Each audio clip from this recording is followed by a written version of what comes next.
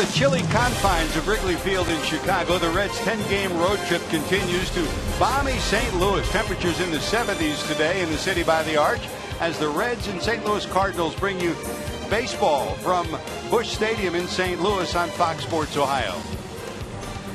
Hi, hello, and welcome to St. Louis, everyone. Along with the crafty left-hander Chris Welch, I'm George Grant. Chris, we've been coming here for a lot of years, and over the years, the Reds have had some win streaks, but of late, it's been tough going here in St. Louis. It's not even as of late, George. It's all the way going back to 2003, and to jog your memory, that's when Bob Boone was managing this ball club 4 managers ago. Since that time, the Reds have had 33 series here in St. Louis, and they've walked away with 3 wins. That is not very good, and Brian Price hopes to change that starting tonight.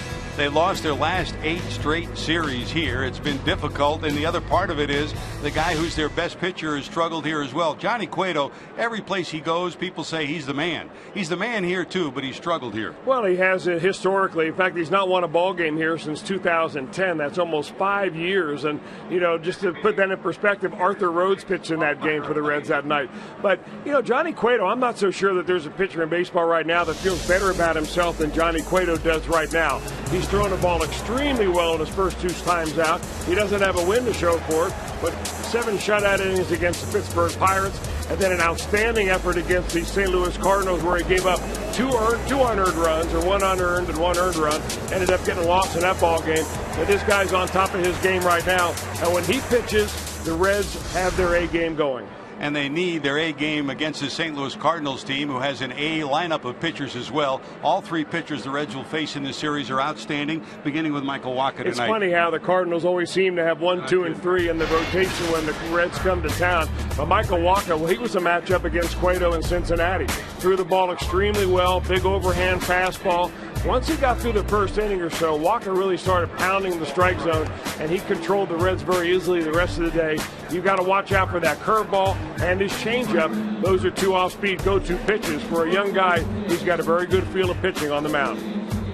And Chris, you saw that the Reds had not won a series here since 2011. Well, this tie was a tie that we wore back in 2006, the last time the Reds swept the Cardinals here in St. Louis. Let's see if that'll bring some karma. Well, coming up next, JD Jim Day will bring us some karma. He'll go behind the scenes to that slide. And an update on Devin Mesoraco next.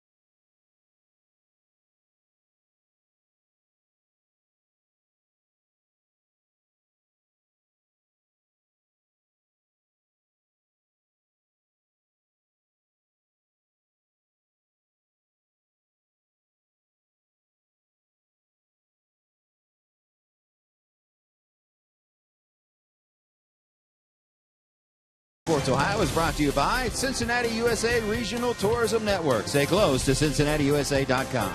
By Chevy. Check out our award-winning lineup only at your Tri-State Chevy dealer.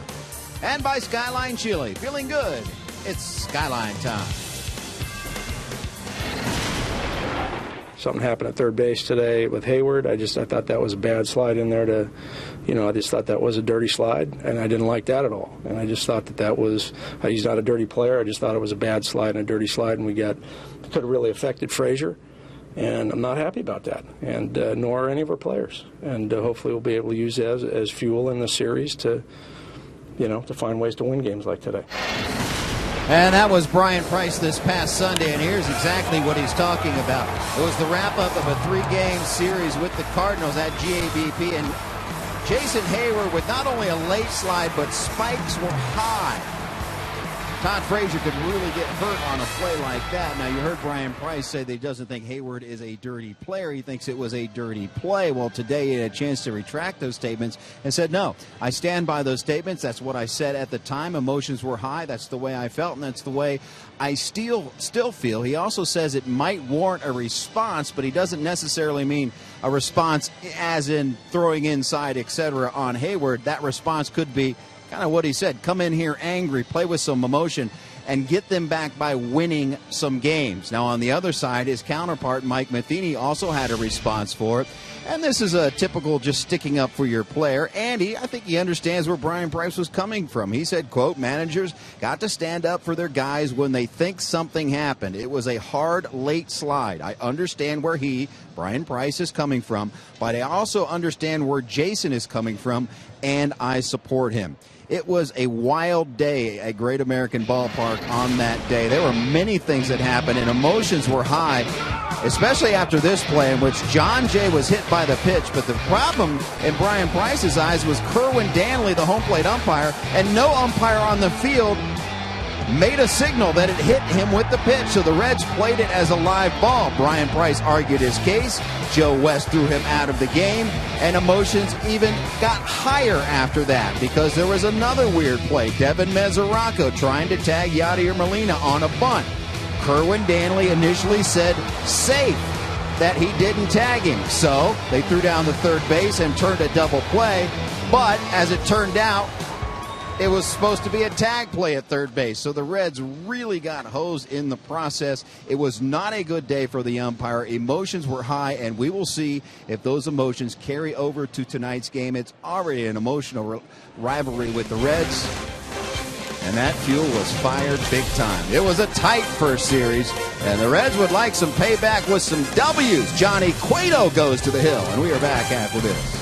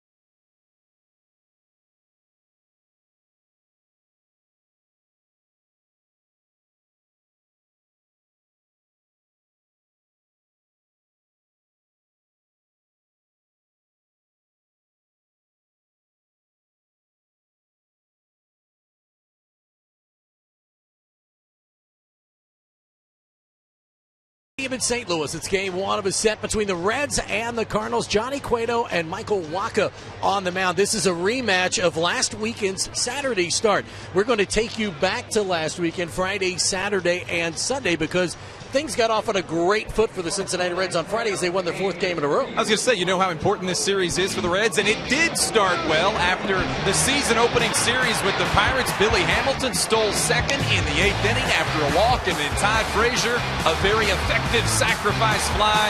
Redlegs win 5-4 in front of the home crowd at Great American Ballpark. On Saturday, Johnny Cueto's lone mistake was this one right here. He'd given up an unearned run. This one earned. Matt Adams, home run, one of the difference makers. The Cardinals finish up winning that game 4-1. Takes us to Sunday in the rubber match. And this was the one that got away for the Reds. Johnny Peralta, that big 2-run bomb in the 8th, tied things up. It went to extra innings, and in extras, Matt Carpenter came on. Another 2-run job in the 11th. Cardinals win 7-5, a game that Brian Price said we should have won. And after the game, even though he was ejected and watched from the clubhouse, Brian Price was hot. You wonder if that emotion will carry over to tonight's game. You heard Jim Day just talking about Brian Price's comments. The other thing he said, he'd like to see some toughness from this team, and it starts with the pitcher, Johnny Cueto. When we return, George and Chris will give you the lineups to the first pitch from Busch Stadium in St. Louis. It's game 1 of 3 between your Red Legs and the Cardinals. Coming up, stay with us.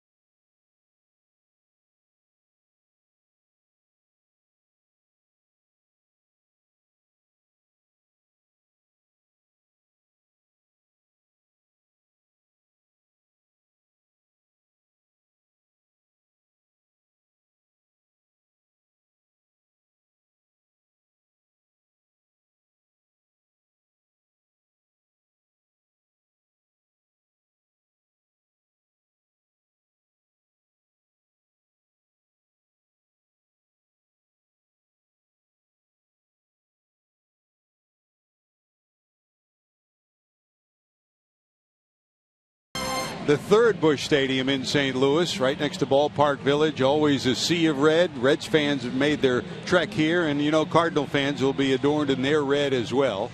A vibrant downtown Cincinnati and a vibrant downtown St. Louis, all loaded with baseball fans every time these two teams get together. And every time they get together, you never know when fireworks might explode. And let's take a look at our Myers starting lineup for the Cincinnati Reds and Brian Price, with Billy Hamilton leading it off. Hamilton in the leadoff spot, has yet to be caught stealing this season. Joey Votto is off to a great start for the first 2 weeks. Todd Frazier into the number 3 hole, and Brandon Phillips, who's hit over 500 in the last 6 games, got his average up to 324. Jay Bruce, who struggled mightily against Wacha, will hit behind him. Marlon Byrd, Ryan Pena behind the plate once again. Zach Cozart, the shortstop, who's had some success against Wacha, hits in the 8th spot. And Johnny Cueto will hit in the number 9 spot and be on the mound for the Reds. And here is big number 52. Chris, you talk about Cardinals, you talk about pitching. Well, you're right, George, and you talk about big. When you say Michael Wacha, you're talking about 6 feet 6 inches tall of a right-hander out of Texas that is only 23 years old, but his name is so familiar to Reds fans and also to Cardinals fans, you think he's been around for 4 or 5 years. A very talented right-hander. He's got a good arm where he can throw it up to 94, 95 miles an hour. Excellent off-speed stuff, including a curveball and a changeup. And a young man that's got a lot of experience. Now, he had some shoulder problems last year that set him back. Did not have anywhere near the year last season that he had his first year with the Cardinals. But he's a young man that they're going to build this rotation around. He, of course, and Adam Wainwright going forward. Wacha had a bump in the road physically last year. He's come back strong. The Reds are hoping the same will hold for Homer Bailey, who gets to start tomorrow for the Reds against Carlos Martinez, Homer's first start of the year. In tied at third is the third baseman Matt Carpenter, guarding against a possible bunt from Billy. Hamilton has the first baseman Adams back even with the bag. They're going to bunt here. It's going to be to the first base side. The 1-strike delivery to Billy. That's bounced to the right side. Flagged down by Adams. A quick flip, and Wacha does a good job of covering. When you got Billy Hamilton, Chris, not only do you have to be worried of the bunt, but as a pitcher, you got to be worried about his speed too. You could not have played that any better than the Cardinals play that. Wacha did not take the long loop to first base. I mean, he goes right to the bag right there, Wacha did, and that enabled him to cut off Billy Hamilton at the pass. Good play by Matt Adams, who fielded it and gave him a good feed. But the whole key to that is the pitcher getting the bag before anything else happens, where he doesn't have to run over the bag and field the ball at the same time. Here's Joey Votto. Votto in overall at .353, 3 homers, 9 knocked in. For Joey, he's had success against Wacha, 4 for 12 at .333, and I guess, Chris, he's kind of put the rest to talk about would he be okay this year. Well, yeah, I think that Joey Votto came into this season with somewhat of a chip on his shoulder, working from a lot of different angles. I think he was angry that some people didn't think he was injured enough to be on the disabled list as long as he was last year. He's polarized a lot of Reds fans by, sticking with the on-base percentage ploy rather than trying to drive runs in. Some people didn't like that. This one drilled deep to right. Going back is Hayward at the wall. Going to be gone. Dial that up. That's 4 for Votto. And the Reds take the early lead 1-0. Boy, did that sound good off the bat. Boy, you're not kidding about that. I mean, he had an excellent batting practice, George. We were both down there pretty close to watch him, and he concentrates so much. I mean, I really believe that Votto not only is trying to prove something to himself and his teammates, but he wants to show everybody that when you're talking about the high echelon players in baseball, you should include his name. That ball was right down Broadway, and he jumped all over it. So Votto picks up home run number 4. And the Reds have an early lead 1-0 with Frazier coming to the plate. Talking to Joey before the game today, he said, it's fun to play the game again when you're healthy. And Chris, as a pitcher, you knew when you were healthy and when you weren't. It's a whole different story when you're not and you're trying to compete at this level. Oh, you're right, because you're competing against guys that are healthy and they're almost as good as you are, although Joey Votto is really in a class by himself when he is healthy and swinging the way he is right now. 395 feet worth of homer. That's a strike to Frazier. 1 ball and 2 strikes to Todd. Todd overall 250 against Wacha, and his season average you see at 216 with the 3 homers and 9 knocked in. And that's why. It's nice to strike in the first inning. You put your team ahead and all, but it's the first inning is when those pitchers are likely to make a mistake. They're still trying to get their feet wet out there.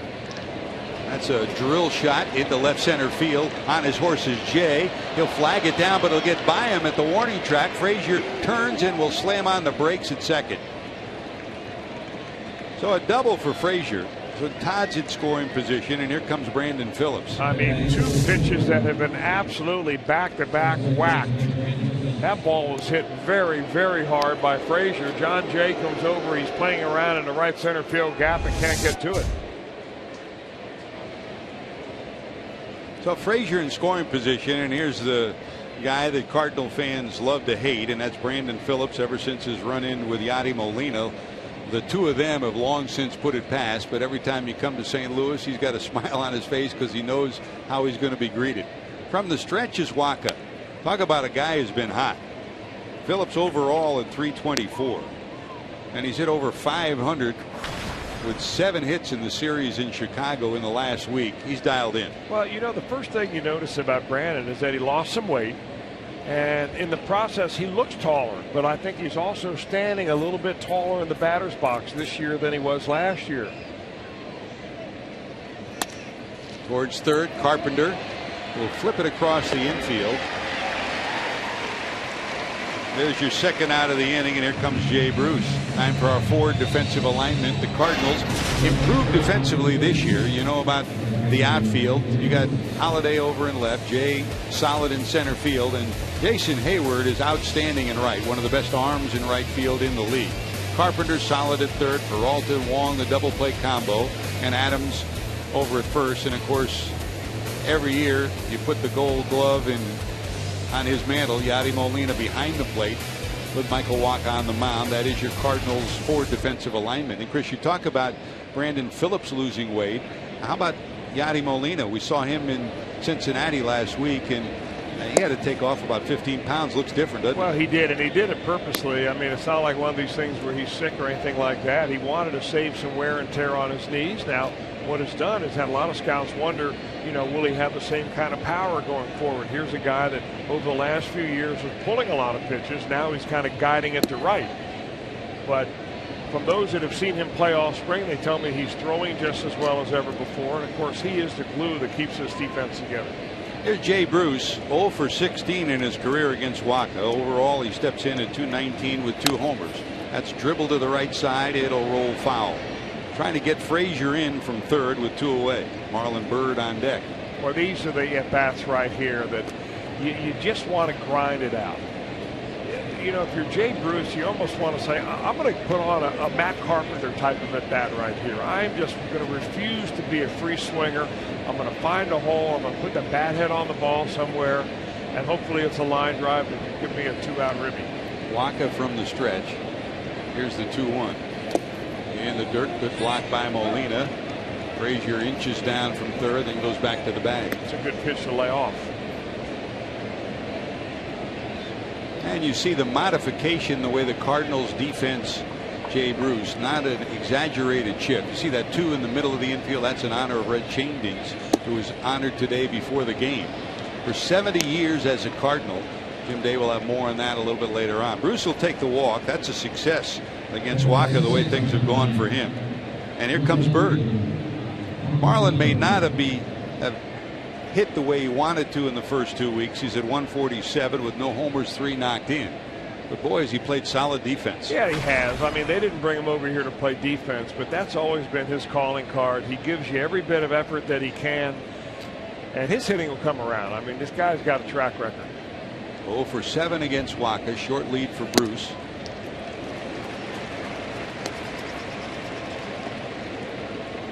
Swing and a miss for strike 1. Frazier doubled. He's at third after the ground ball out, and Bruce is down at first following the free pass.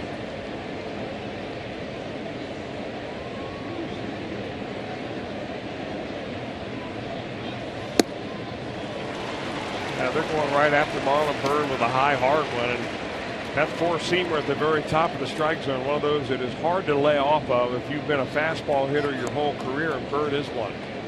And high fastballs look so tantalizing. He gets beaten on 2 of them. No balls, 2 strikes. Wacha gets out of the 2-runner situation, but not before the Reds get a Joey Votto bomb. Home run number 4. Reds lead it 1-0.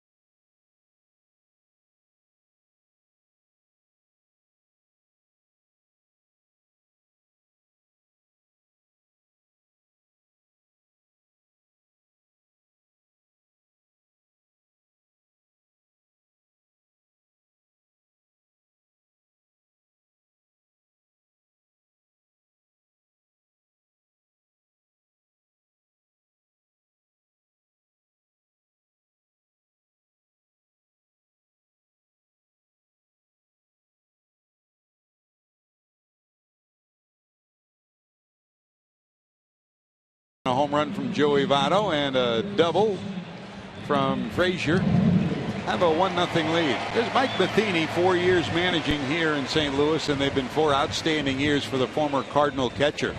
Let's check his Lexus starting lineup. Matt Carpenter will lead it off. Carpenter, one of the best on-base percentage players in all of baseball. Jason Hayward anchors at number 2 spot. Boy, has he given this lineup some length and breadth. Matt Holliday is off to a hot start. Hits in the number 3 hole. Matt Adams struggled of late, but he's always hit well against the Reds, and he's hit well against Cueto too. Peralta, Jay, Molina, Wong, and Waka. That is 1 through 9, and here's Johnny. This is one of those games the Reds players, and I think Brian Price and everybody else knows that you have to give a good effort. In fact, you really need to win this ball game, because when the Reds have their A game out there with Cueto on the mound, they're as good as anybody.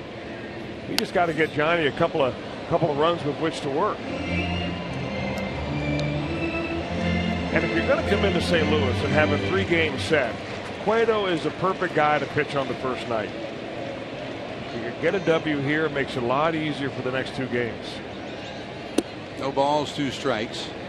That misses for a ball. The umpiring crew for tonight: Clint Fagan's behind the plate. Manny Gonzalez is at first, Jimmy Reynolds at second, and Paul Schreiber's at third. That's ripped to right, curving. It's a fair ball. It'll carom off to the right fielder Bruce. To throw to second won't be in time, and it's a leadoff double from Carpenter.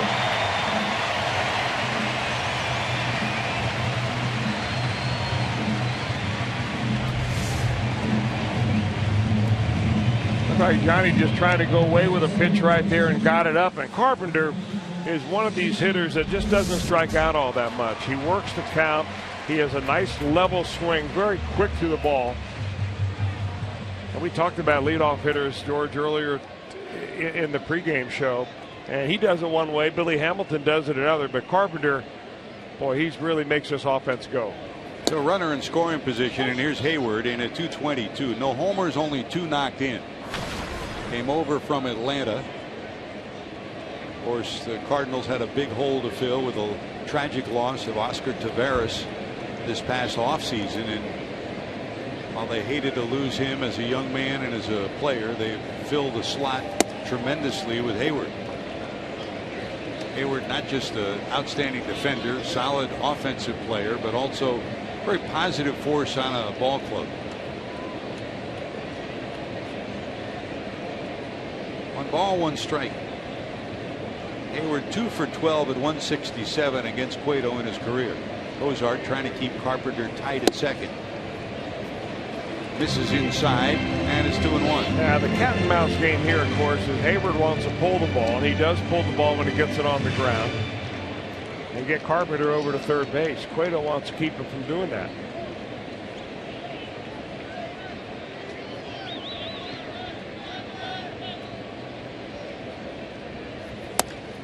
Hit down to second. Phillips thinks at third, but will take the out at first.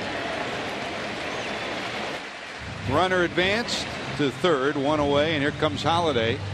And let's check the Cincinnati Reds defensive alignment, sponsored by Ford. Last year, percentage-wise, the best defense in all of baseball, and it's gotten even better this year. Bird, Hamilton, Bruce in the outfield. Frazier, Cozart, Phillips, and Votto across the infield, and Brian Pena behind the plate for Johnny Cueto. They usually are matched behind the plate. The Reds continue to be outstanding defensively in 2015. They'll bring the infield in with a runner at third and 1 out. So Cueto's goal here is to get a strikeout of Holliday. Holliday 11 for 38, 289 against Cueto. Big swing and a strike.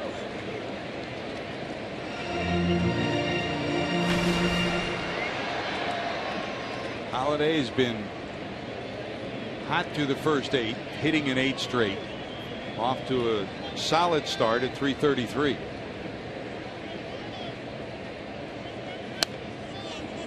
Yes, missed that one. 0-2.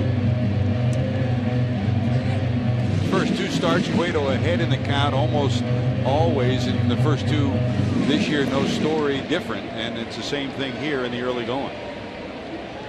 Trying to put Holliday away and let the infield drop back.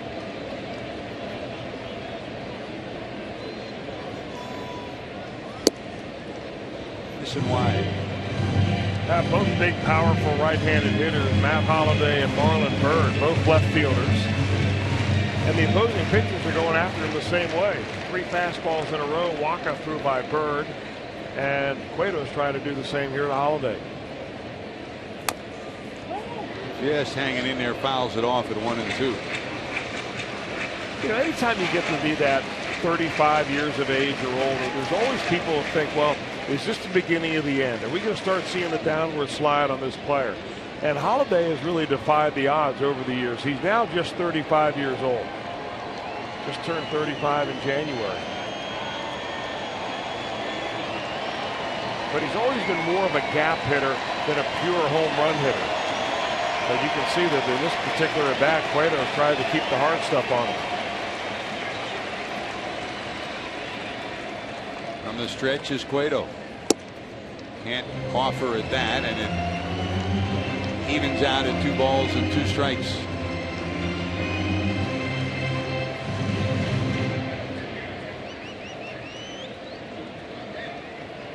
Matt Adams on deck for the Redbirds.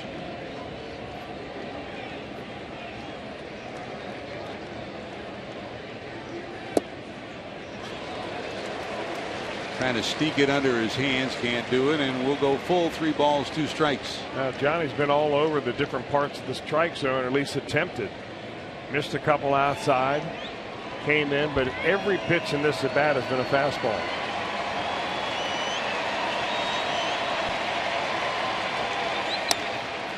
Popped up short center field, but that should be good enough to get Carpenter in. Here comes Hamilton charging. He's coming. Here comes the throw. He is going to be. Now he dropped the ball. Pena dropped the ball. The throw beat him, and they say, did he touch the plate? The infielders are pointing at touching the plate, but no, the home plate umpire, Fagan, says he did touch it. The ball beat the runner.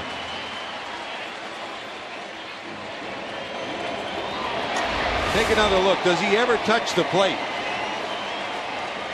Well, Hamilton has a strong arm, and it is right on line, although it bounces a couple of times.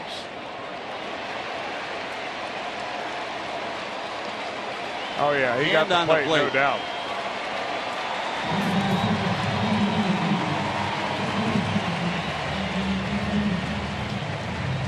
So a sacrifice fly for Holliday is 6-run batted in, and this game's tied up. Even with the double bounce, Hamilton's throw there in plenty of time, but Pena couldn't handle. And the sacrifice fly ties this one up. You know, I've never had to do that play, George, having been a pitcher, but I imagine it is a lot harder than it appears on TV. Ooh. Ball gets there, bouncing the same time the runner is pouring down on you. You know there's not going to be a collision. More than likely he's going to try to go around you or slide. But you're trying to frantically get the handle on the baseball at the same time look up where the runner is. It's a tough thing to do. Here's Adams in at 167. That's a call, strike 3, and that'll do it. The strikeout came 1 batter too late for Johnny Cueto. So a leadoff double pays off for the Cardinals. We're tied at 1. Cueto up 3rd.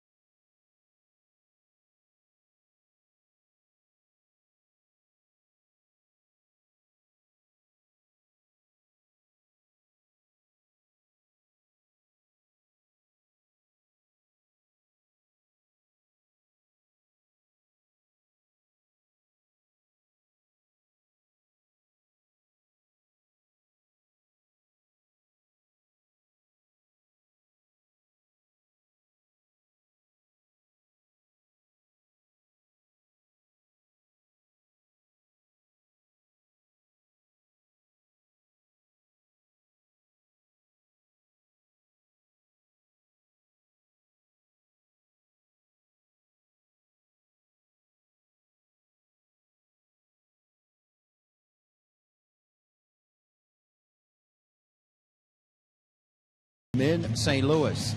I'm Jim Day. Brian Pena set to lead off this half inning for Cincinnati, and he's going to be your starting catcher behind the plate for the foreseeable future. Devin Mesoraco is back with the club today after receiving treatment for an inflamed hip in Cincinnati, but that hip is still bothering him. He took some early batting practice today and then went through some agility drills, and you could tell that it was still pinching him a bit. He says he has the most problem when he tries to go through his catching routine. He is available to pinch hit tonight. He's able to run, but going behind the plate is a different story, and he thinks that it doesn't warrant a disabled list appearance. As you look at him going through some agility drills, doesn't think it's going to land him on the DL. He thinks just some more rest and some more treatment in a few days can work at the kinks out. But I got to admit, he's also worried about it as well. It's not like it's just a pulled muscle that you can rehab. Hip and a shoulder, those could be worrisome. Right, JD, and we all watched him. We were down on the field today doing his warm-ups and doing long toss, and it appeared as Pena steps in, it appeared that he's a long ways away from being able to squat down and catch. Did you feel the same way?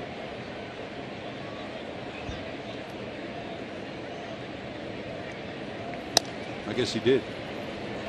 He's bounced it down to second. Wong has it. I take that as a yes. George, from the Reds standpoint, they're going to want a little bit of an incremental improvement in Mesoraco tomorrow and then the next day, because if you're not getting better day by day, you're not getting any closer to being able to play. And I think they may be reluctant to put him into a ball game as a pinch hitter and then set the clock for a possible disabled list further up than you would normally do it. So eventually you're going to get to the point where you can't play short a man on your roster, and they're going to have to make a decision. Don't know when that's going to be, but I'm sure that they're looking for him to tell them tomorrow, are you getting better, staying the same, or getting worse? We really just need to make some decisions here. And before the game today, the Reds did call up Tucker Barnhart, a fine defensive catcher. Skipworth sent down to AAA, so the Reds do have a backup catcher in the waiting, and tonight, if he is used, it would only be as a pinch hitter, meaning Mesoraco. So one away, and Waka set to deliver to Cozart in at 267, and that's a call strike. 1 ball, 2 strikes. Zach in at 267. He's had some success against Waka, 6 for 24.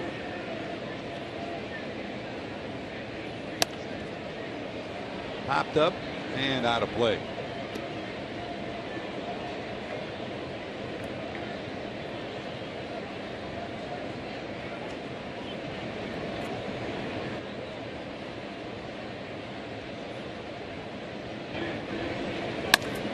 Hit hard, right back through the middle into center field. A base hit for Cozart. His approach looks solid this year, Chris. Well, he, like Brandon Phillips, is standing upright a little bit more, trying to make sure that you keep that base solid, and he's just trying not to fly open. I mean, hitters and pitchers do the same thing normally when they go wrong, and it's that front shoulder flying open. He's just trying to get into a good hitting position, and that is right there. Keeps his head still, stays behind the baseball, and boy, every one of those solidly hit balls has got to feel awfully good for Cozart. 1 out, 1 on. Here's Cueto. Cardinals looking for a bunt. Charging at third is Carpenter. Cueto gets it down the first base line, but foul. And the game that the Reds won in Chicago saw something that we haven't seen in a long time, Chris. The Reds had an inning where they had, if you look at Jim Riggleman down in the third base coach's box, they had 5 singles and a hit batsman. How long has it been since we saw an inning like that with 5 singles and the Reds play that kind of baseball to score some runs? And it had to make Don Long happy. Well, you got to take what you get. Cueto pulls the bat back and fouls it off. It's 0-2. Steps out, looks at Riggleman, who rolls through some signs. Riggleman, the former St. Louis Cardinal third base coach, and a man who's been with the Reds organization as a manager at AA and AAA. Now the third base coach this year. Over at first as usual, Billy Hatcher. Carpenter still in tight. Cueto showing bunt, and it's wide. You talk about how Johnny has matured as a pitcher, and while he's had some bumps in the road, he's much improved in his art of sacrificing. When he first came up, it was Always an adventure. And this time he doesn't get it done. That's strikeout number 2 for Wacha. 2 away, back to the top of the order, Billy Hamilton.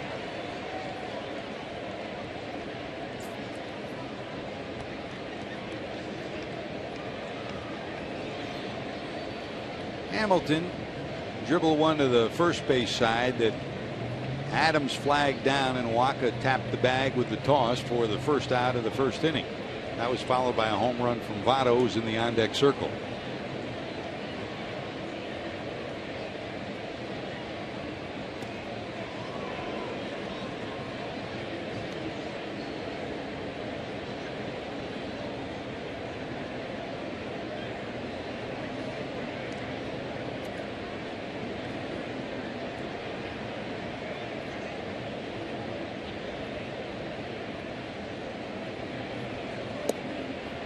That's a strike.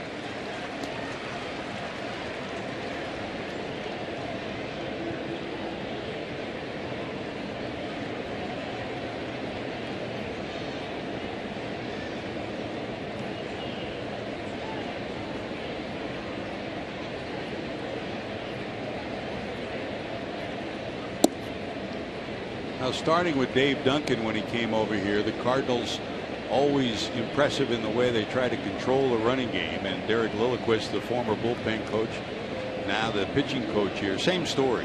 Whether it's a slide step or an abbreviated leg kick, and you got the best in the business of throwing out runners. Very tough to steal against the Cardinals. There's a bouncer. Wong juggles it in the glove, but still makes the play. And the Reds retired after the Cozart hit leaves one stranded. Going to the bottom of 2, Peralta, Jay, and Molina up.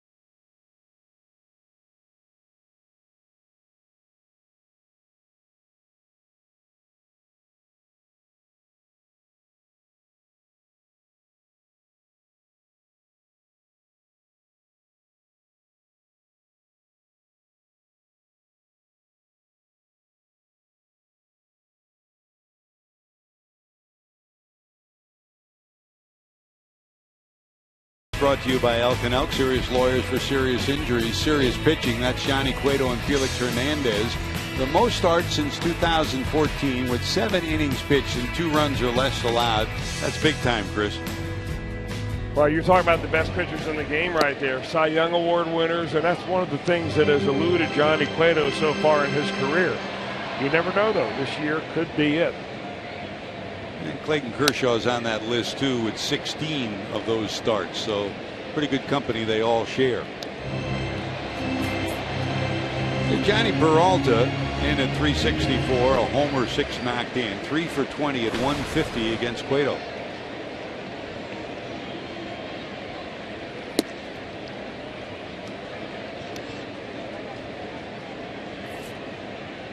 Over the years, the Cardinals have had some great shortstops. And the great Marty Marion was listed as certainly Hall of Fame caliber, and many Cardinal fans believe he should be in the Hall of Fame. Defensively, Al Maxfielder in the 60s was outstanding. Gary Templeton, and of course Ozzie Smith all the way to the Hall of Fame. And for the first time since David Eckstein in 2005-2006, this guy has been the starting shortstop for 2 straight years. It's been a revolving door in short for the Cardinals. That's a back-to-back strikeout look, and 2 strikeouts for Cueto, 1 away in the second. You talk about using the periphery of the strike zone, inside, outside, and then a 4-seamer right at the letters on the inside corner. Just freezes them with that one. Now, as difficult as Peralta's had it against Cueto, it's been a different story for John Jay. 444, 12 for 27, and 3 home runs for Jay against Cueto. You know, they keep trying to give away John Jay's starting position. Yep. He lost it last year to Peter Borges, finally got it back. This year they've got Randall Grichuk, who they would love to get in the lineup somewhere because he's got some pop. But Jay just keeps hitting away, and when you've got that kind of number against Johnny Cueto, you're doing something right. You and I talked to him at the end of last year, and I told him, I said that you got to be proud of what you've accomplished, because I mean, he was about 3rd on the depth chart when the year started, and he just tore the center field job away from everybody else. There's a liner caught by Cozart. A bullet shot, but Cozart there to glove it. Just as a reminder, as you enjoy a cold one, to look forward to Miller Time later in tonight's game, brought to you by Miller Lite. That's Chris's favorite time of the night. Did you tip a few to celebrate your birthday? I wasn't with you on the 14th. Happy birthday, buddy. Thank you, George. Nice to turn 39 again. Well, I like turning 30 so much I decided to celebrate it twice. High fly ball to left. Going back is Bird at the warning track. He'll squeeze it. Twice is nice. 2 strikeouts for Cueto. A 1-2-3 for Johnny. Reds go back to work. Here comes Votto homered.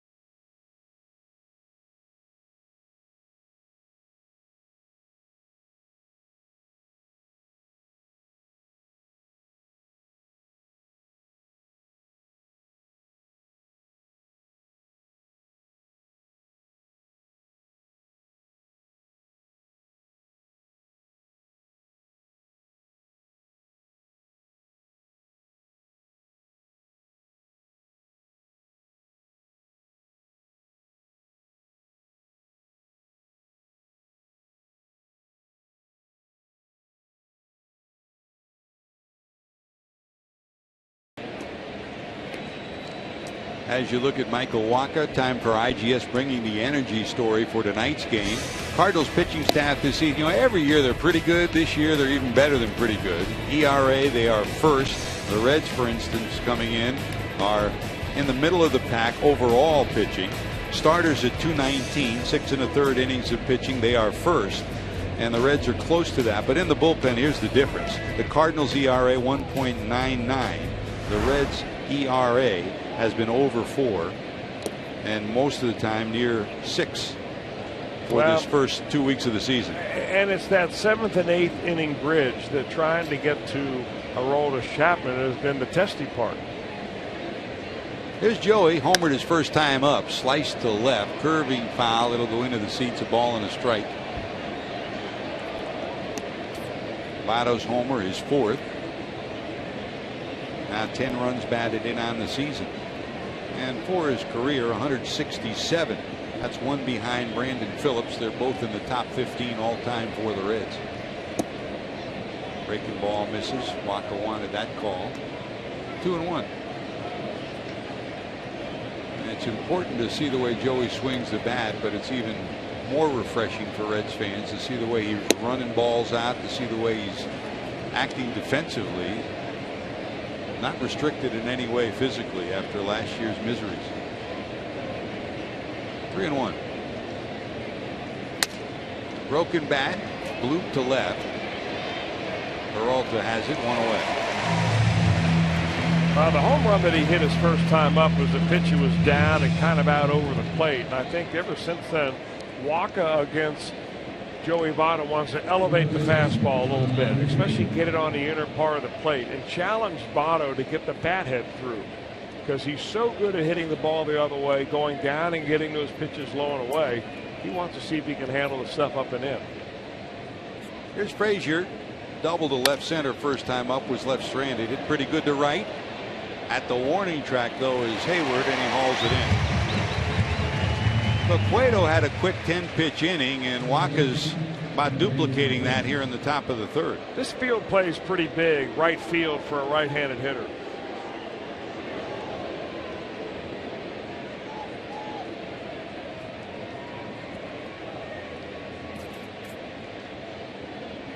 This is the 3rd Busch Stadium, of course. The first Busch Stadium had artificial surface, Chris, when you played, in Whitey Herzog's club.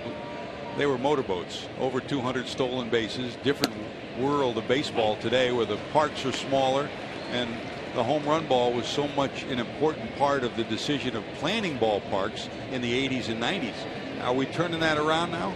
Well, it sure seems that way. Pitching has been dominant, and it's even getting more so.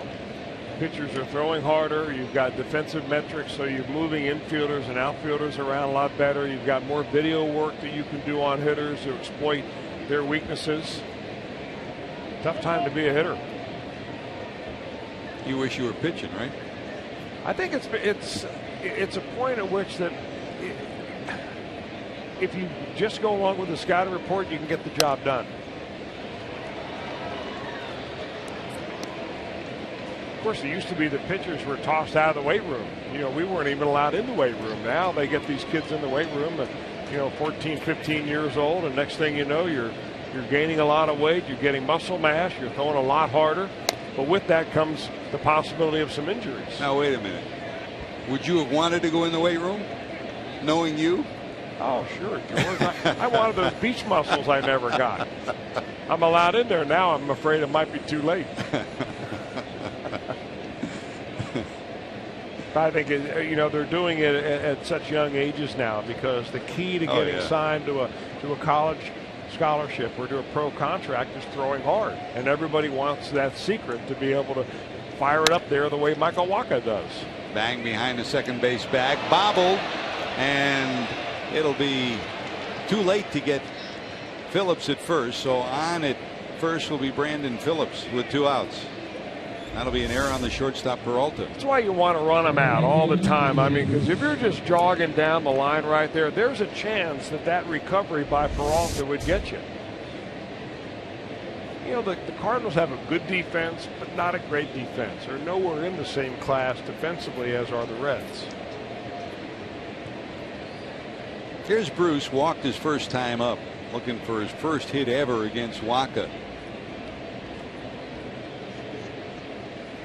You just wonder, George, and you made the observation earlier that the Cardinals don't shift anywhere near like, say, the Pittsburgh Pirates do on Jay Bruce. Is it because Bruce is beginning to hit the ball a little bit to left field, or do they just not buy into the shift the way some other teams do? 1 ball delivery in there for a strike. It's kind of both sides. And Matt Adams has done the same thing in spring training. Adams dropped down a couple of bunts and got a couple of base hits to the left side. Teams are not shifting as dramatically against him, and Jay did the same thing out in Arizona, and the scouting reports follow. You and I remarked for years about Adam Dunn. When Adam Dunn first came up, And Jay Bruce is a similar case. They sprayed the ball all over the field. I mean, it wasn't odd to see Bruce. Some of his best power days were to left center and center field. And same thing for Adam Dunn.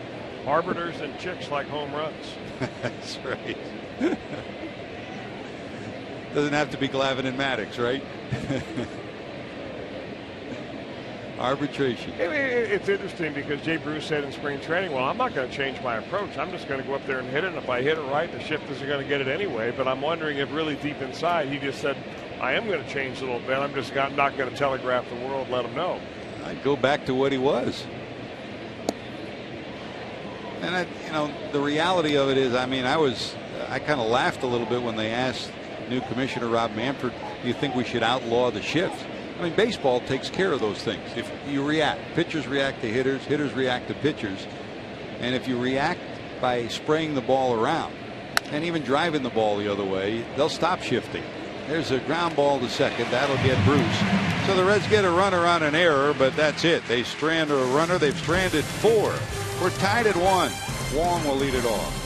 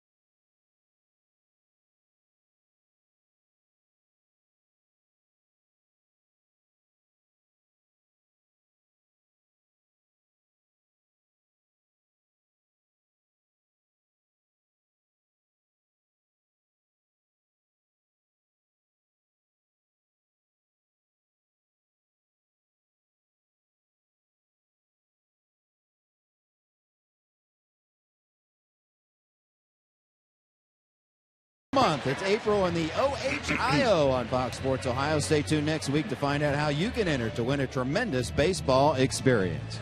I'm Jim Day. Just like the Reds, the Cardinals are a storied franchise, and they love to honor their players of the past. And they had a terrific ceremony before the game tonight. April 17th, 1945. Red Shane Dietz in the middle there began his professional career with the Cardinals. 70 years later, he is still going strong, and they celebrated 70 years of Red Shane Dietz in professional baseball. Had his family on the field, paraded him around in an open car.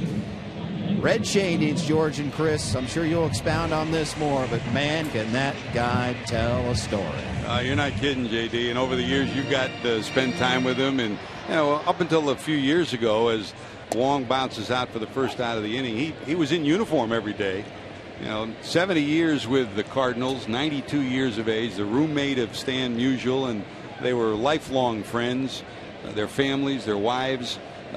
What a peach of a guy, Chris. Well, not only was he a player for nearly 20 years, he also managed the Cardinals. In fact, until Tony La Russa came along, Shane Dietz, that is, was the longest manager of the Cardinals that they've ever had in their franchise. And what a golfer. I mean, I didn't know that. Legendary. I knew that every time the Cardinals would come to Cincinnati, I mean, you could, like the sun was coming up, Red Shane Dietz would be at Kenwood Country Club. That's it. Probably taking somebody's money over there. What a tremendous individual. That's a strikeout. Walker's retired, 2 away. And a few years ago, we had a lengthy interview, and Joe Nuxall would come in, and we'd always sit down and they'd tell stories. Stan would come in and tell stories as well. And Red cherished the rivalry with the Cincinnati Reds and the time that he had with so many of the Reds players and front office people. What a special man, and a gift to the game of baseball. 70 years with the St. Louis Cardinal organization, and the roommate of Stan Musial. Fly ball, short center field. More on Red later on. That's 2 quick innings for Cueto. Nice way to do it. Johnny, be good. Marlon Byrd will lead it off. Pena and Cozart to follow when we return.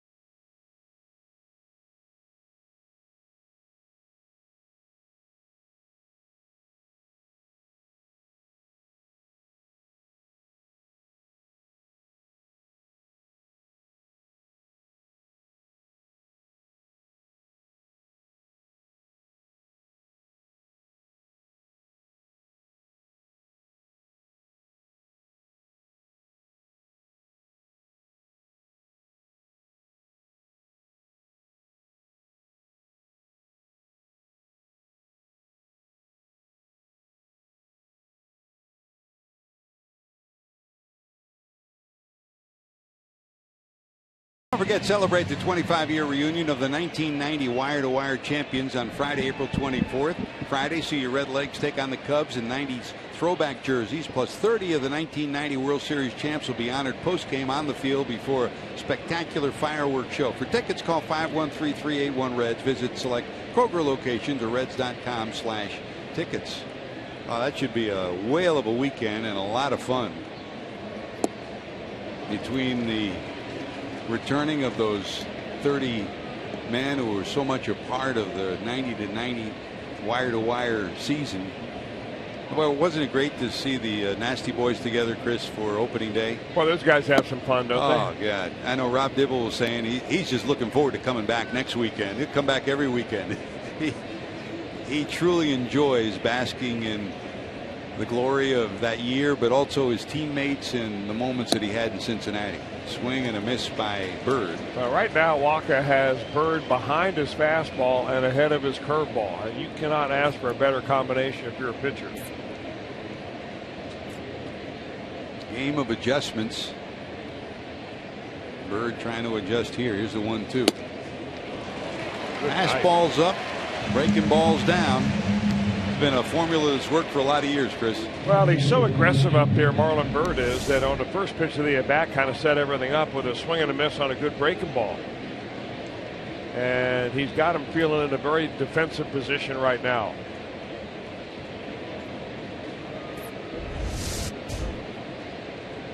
Brian Pena bounced to second first time up. I'll tell you, both these pitchers right now are feeling good. I mean, they're getting the ball and going. It's exactly what MLB wanted to do. Towards the hole. Wong smothers it. 2 away. We've seen Colton Wong come a long way, Chris. It was 4 years ago they were tabbing him as the second baseman of the future. He struggled his first year, went down, came back up, and we've seen him get better and better every series that the Reds have played against the Cardinals. He's always had the potential and a very high ceiling. He's very fast, quick twitch muscles and so on. And, you know, it just takes time. I think people are a little bit impatient with players coming up out of the minor leagues, thinking just because you've got good numbers down there and you're a top-rated prospect that you're going to hit the big leagues and be a star. And it's just not that easy. High in the air to center field. Jay is there. Cozart's fly ball will wind up in his glove, and it's a 1-2-3 inning. Cueto, after 16 pitches the last 2 innings, back to the mound as we go to the bottom of 4.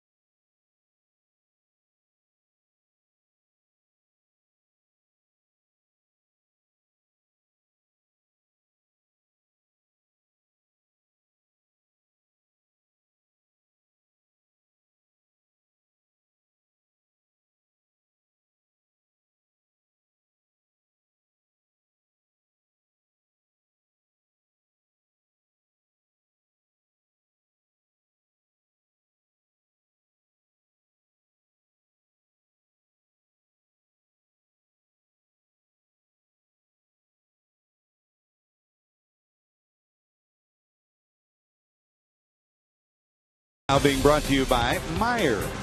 By your local Ford dealer. Ford, go further. And by Cincinnati Children's, ranking 3rd in the country on United States News and World Report's 2014-15 Best Children's Hospital. Great to have you with us, George Grand, Chris Welch, Jim Day, as we bring you Reds against the Redbirds, game 1 of a 3-game set. Game 1, a night game tonight. Tomorrow it's Homer Bailey making his 2015 debut against Carlos Martinez. On the air with Reds Live at 1:30. The game will follow at 2. Sunday it's Mike Leake against Adam Wainwright. That's a Sunday night game, so the game will not be broadcast on Fox Sports Ohio. There's a broken bat bloop into center. Jason Hayward gets a base hit. He's 1 for 2, and the leadoff hitter's on. Can't forget about him. He stole 20 last year. Well, he's going to have a hard time getting a stolen base off Johnny Cueto, because even with Cueto having given up 6 stolen bases last year, which is a career high, he still is among the best right-handed pitchers in all of baseball in shutting down the opposing running game.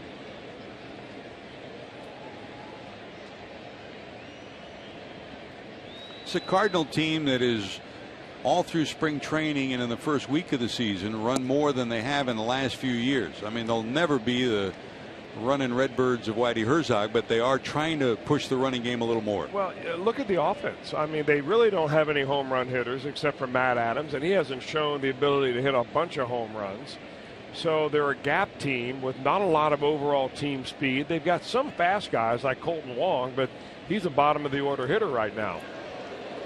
So they've got to push the running game. They've got to push the on-base percentage game. Play small ball, if you will. It's a big ballpark. It's almost an offense that doesn't right now have a definition of what type of offense they are. And I think they thought by bringing Jason Hayward over that they would improve their overall athleticism and team speed. They do that. He almost got picked by Cueto that time. Holiday digs in, sacrifice fly first time up. 6, 4. Yes, sirree, 3. A rocket hit right at Cozart. He made it look easy. That was not as easy as it appeared. Cozart, brilliant defensively, starts the 6-4-3, and that erases the base runner. If you got defense like the Reds, you might as well use it. That's DP lane all the way, and that throw over to first base, you know, that may have taken a little bit of the game plan away from Mike Matheny, saying, you know what, I'm not even sure I want to do a hit and run right here with Cueto on the mound. He gets a lot of swings and misses, and they play a conservative, and they end up hitting it a ground ball double play. Here's Matt Adams, who's been a pain in the neck against the Reds since he came into the league. This year he's started off struggling. Came in at 167, struck out looking his first time up. Not happy with that call by the home plate umpire Clint Fagan. I mean, this game teaches us all day in and day out. I mean, 2 years ago the Cardinals led the world in hitting with runners in scoring position. Last year they were solid in the second half when they overtook Milwaukee. For Adams, his first 22 plate appearances, he stranded 18 runners. It goes that way just when you think you figure it out, huh? And you're right, Chris, for the Cardinals offense to fire on all cylinders, this guy who's implanted in the fourth spot has to start to hit. 1 ball, 2 strikes. Setting up inside is Pena. You know, the one thing about Adams, and this is maybe why he's not a home run hitter, if you look at his feet and where they are, he's got a little bit of a slightly open stance. But when he strides closed, and he never really gets his hip open. And that's one reason why, you know, he's probably trying to use all fields, but he closes himself off a little bit. He does it that time. An example of his different approach this year, and that soft single into left is the second hit of the inning. 2 out and a runner on. Well, you know, this is all fine and good, but I mean, if you're the Cardinals, you got a guy that's going about 260 pounds, and he takes a little soft single to left field. And I know he keeps the rally going and the line continues to move and so on, but with 2 strikes it makes a lot of sense. But at the same time, don't you want that guy wheel the lumber every once in a while?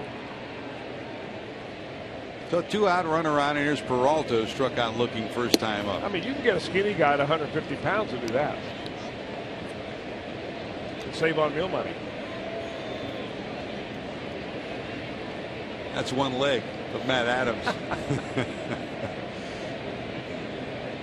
Johnny from the stretch down to third. Frazier will go the short way, and that'll do it. So 2 hits in the inning for the Redbirds, nothing to show for it. Reds go back to work as we head to the 5th. Cueto will lead it off.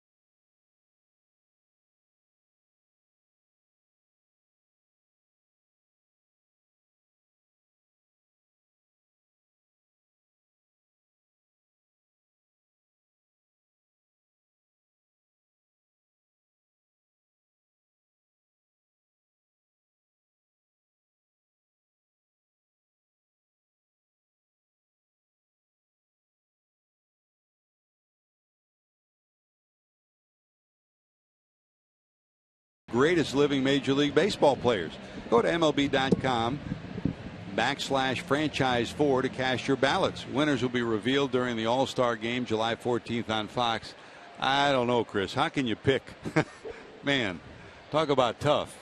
Now, these are 2 franchises that are at the top of the list, and I mean, whoever you leave off certainly belongs on the list either way you look at it. Boy, man.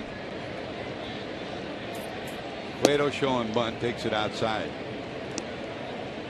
The Reds, of course, Rick Walls and company and the Reds organization, Bob Castellini, they've honored baseball and the history of the Reds with the best Hall of Fame this side of Cooperstown. It is just miraculous. Here's the 1-1. Dumped down but foul. And the Cardinals have started their Hall of Fame. They had their first induction last year. And not to take anything away from any of the inductees who were all deserving, but when I saw the list of people, I was amazed. In my mind, and I don't know what you think about it, as I look at the Cardinal history, one of the greatest Cardinals ever was George Kissel. And in my mind, he should have been in that first class. I mean, no one was more instrumental in instilling the Cardinal way to athletes and people surrounding the game than George Kissel. Well, I think you're right, George, but what he probably did not pass was the sizzle test. Yep. And if you ask a lot of the younger Cardinal fans out there who's George Kissel, they probably wouldn't know. But if you had followed this team for a long time or knew anything about their minor leagues with the players that came through, they all knew George Kissel. A lot of them owed their Hall of Fame careers to George Kissel. Here's Billy. Bounced to first, bounced to second, 0 for 2. Now, so far, the running game has not entered into the equation for the Reds if you joined us late. That's a pop. Adams will hold it in the glove, foul territory, and Hamilton is 0 for 3. And here comes Joey. Votto is the difference on the Red scoreboard. His 4th homer of the year came in the first. Time for tonight's T-Mobile game changer. Highest April average of Reds in history since 1914. The mayor, Sean Casey, at 328. Joe Morgan at 320. Foster 313. And Votto also at 313. Pretty good company for the Reds first baseman.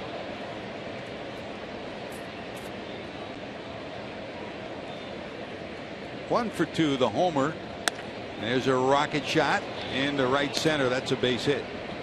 Right on it again. So Votto, another multi-hit game. I mean, these aren't cheap hits he's getting either. I mean, the ball that he crushed for a home run was really hit well. That ball was a breaking ball. And after throwing a fastball right by Joey Votto, you know, I probably Molina's thinking, well, we can't just throw fastball after fastball. He's too good and we'll adjust to that. But he was one step ahead of Waka that time and was all over that breaking ball. There are pitchers that set up hitters, and sometimes there are hitters that set up pitchers. Albert Pujols, who was here, was one of those, and Joey Votto's become that kind of a hitter too. I agree 100%. It's funny, I asked Joey, you know, now with the new rules, you're not allowed to step out of the batter's box except for a foul ball or a interruption of play. And remember, Joey would step out and go, you know, 15 feet back. And some players would do that. Here's a big swing by Frazier. Sky to the left side. Is there room?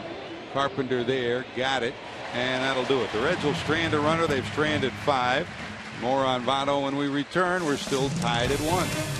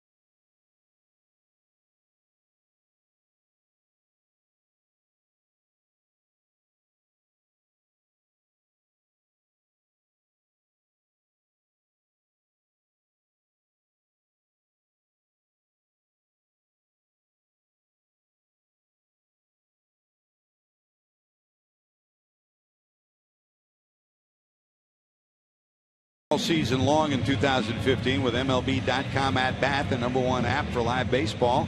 At Bat is up to the moment at any moment with in-game highlights, live look-ins, replay reviews, radio broadcasts, StatCast, and more. Get MLB.com At Bat for your smartphone or your tablet.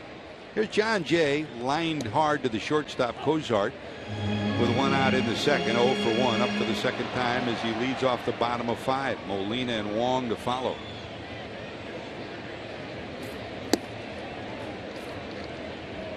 One ball, 1 strike to the Redbird center fielder.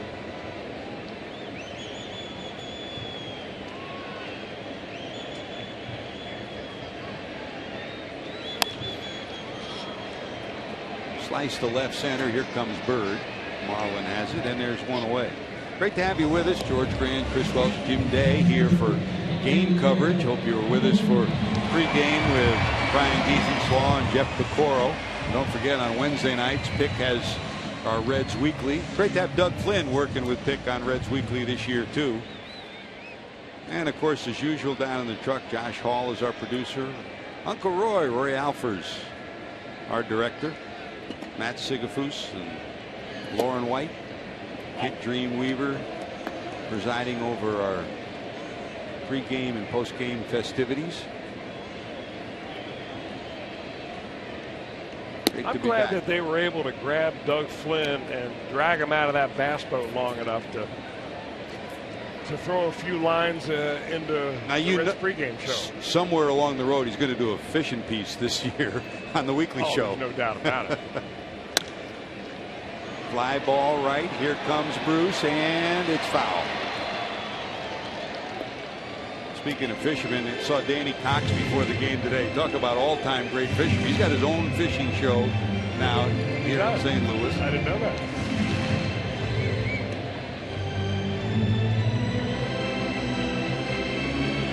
I think Olga kicks Dougie out of the house just to make sure that he goes get something done.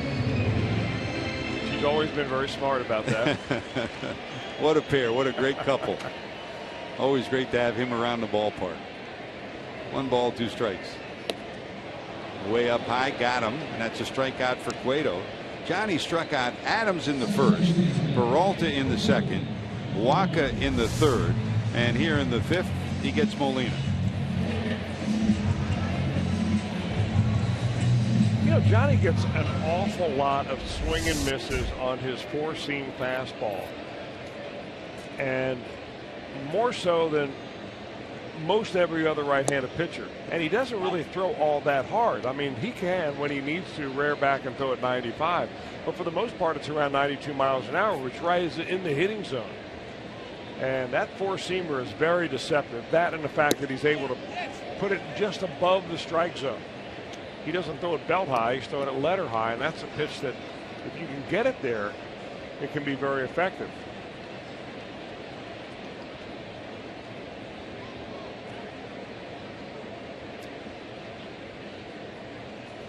Les Moss, the former pitching coach for the Astros in Detroit and a manager at one time, longtime minor league manager, years ago when he was at Indianapolis and as a minor league coach, I was sitting with him and he was talking about 5-tool players, and you know, he's talking about different athletes, and everybody says a 5-tool player is an offensive player, and he was the first and the only one I ever heard say, pointing at Nolan Ryan, saying he's a 5-tool pitcher, meaning all the obvious tools, but then there's intelligence and there's intestinal fortitude, and that's what Johnny Cueto has that separates him from everybody else.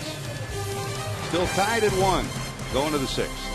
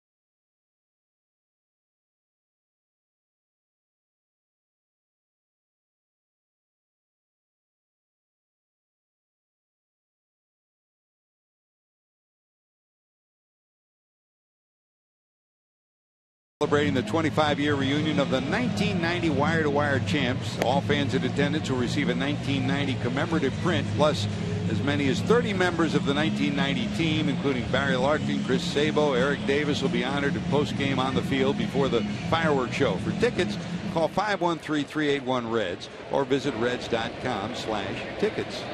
Boy, they'll be telling some stories. You go to fantasy camp every year, Chris, and the old-time Reds from the Big Red Machine era all the way up to the 90 era tell stories, and you got to believe there are going to be some fun stories next week. Well, and they won't be made-up stories either. Some of those in fantasy camp get bigger and bigger every year, but I'm sure that 90s team had stories that if you were in one of the back rooms and listen to the real stories back there, that's what you want to hear. 1 ball, no strikes to Brandon, who bounced to third and reached on an error by Peralta. 0 for 2. Hit hard to left, but over his Holiday. He's got room, hauls it in, 1 away. You know, one of the interesting, I asked Rob Dibble, Norm Charlton, and Randall Kirk Myers last week on opening day. You know, what did you remember most about that year, 1990, individually and collectively? And you know, we talked about it in the pregame show, and Chris, you mentioned it in our open. Here's Bruce. That you'd hope that the Reds this year would have a bit of an edge to find a way to be aggressive against the Cardinals. It was the fight against Houston early in the year, and he said that really brought everybody together and got us all on the same page, saying we're going to put the pedal to the metal all season long, and that got that club mentally and emotionally into that season. You hope somewhere along the road every team can get that. Was that the opening series? Yep. When the Reds actually opened the season that year, yep, on the road in Houston. That started everything rolling. You know, they say when your team's going really bad, you either need a party or a fight. That's right. 2 balls, 1 strike, and they'll shift at the 2-1 count to Bruce. They just pulled Carpenter over to the second base bag. He was not there when the at-bat started. When they got to 2-1, they pushed him over on the other side of the second base bag. This is Carpenter here, and this is where he came from. Rather than just moving the shortstop over, they wanted to keep the shortstop in the same position. Fouled off by Jay. He walked his first time up, bounced to second his second time up.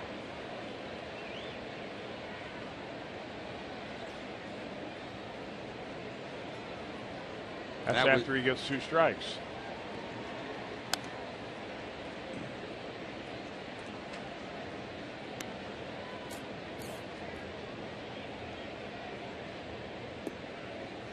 Two balls, 2 strikes, 1 out. Knotted at 1 here in the 6th. Bird on deck. Jay didn't like the call. Down, he says. Now these pitchers are just right on their mark tonight. Look at that pitch right off the bottom edge of the strike zone, right across the hollow of the knees. I mean, what do you do? 23 years old, boy, Michael Wacha, if this guy stays healthy. I mean, you go back the last few years that the pitchers that the Cardinals have had. Of course, recently the ace of the staff has been Adam Wainwright. Before that, Chris Carpenter. And out of the same mold is a guy like Michael Wacha. Tall right-hander, overhand breaking ball. And good enough stuff that he just is able to come right at the hitters with plenty of confidence. 4 strikeouts for Wacha, 2 of the 4 at the expense of Marlon Byrd in the 1st and 4th innings.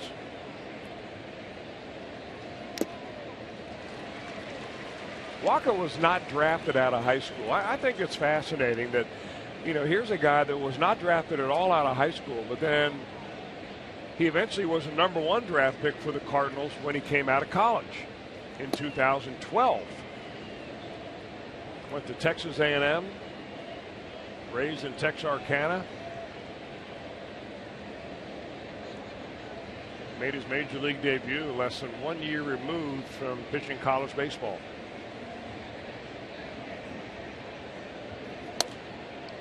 That slap foul. Count stays 2-2.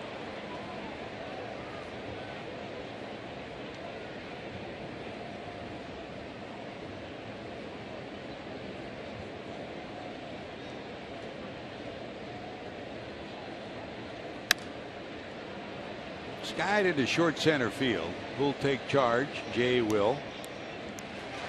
And that'll do it. The Reds go 1, 2, 3 in the 6th. As you look at Ballpark Village outside the ballpark here, Waka will lead it off.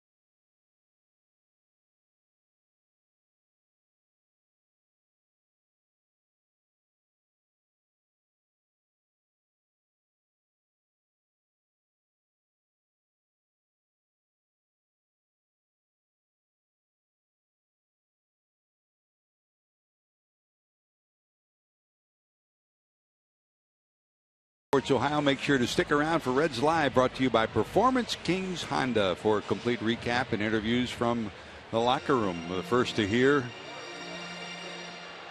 from Brian Price, the Reds manager. The first to hear from the locker room, and a complete recap of the game if you missed any of the highlights. Here's Johnny to go back to work to deliver to Michael Wacha, the pitcher, who struck out his first time up. Pretty much as billed, Chris. Two great pitchers going at it in this one. This is where, if I'm Mike Matheny, I mean, why wouldn't you have Michael Wacha lay a bunt down here? I mean, you've got just as much chance of getting the bunt down, even with 2 strikes, than you do getting the base hit off of Johnny Cueto tonight. I mean, the Cardinals have 3 all night long. A double to lead off the game by Carpenter. It went to third on a ground out by Hayward, and a Holiday sacrifice fly. That's the only run they have. The other 2 hits came in the 4th, a single by Hayward and a single by Adams. The only 3 hits the Redbirds have. The only Reds run came on a Votto home run in the 1st.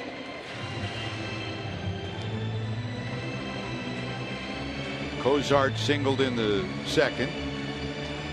Votto singled in the 5th.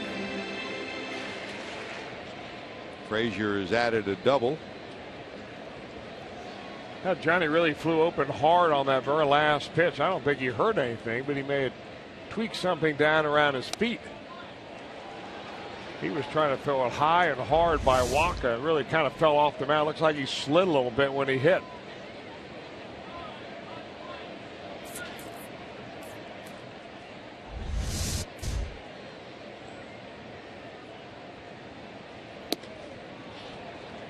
Came back with some giddy up on that one. That's a strikeout.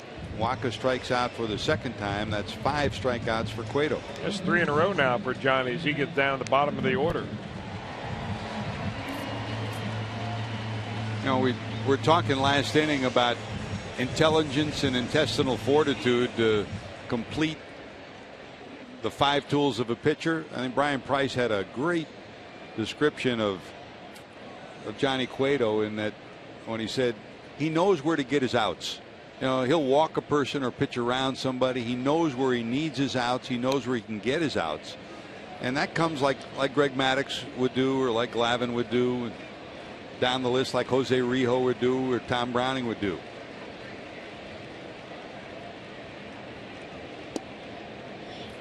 I mean, you learn that over the years.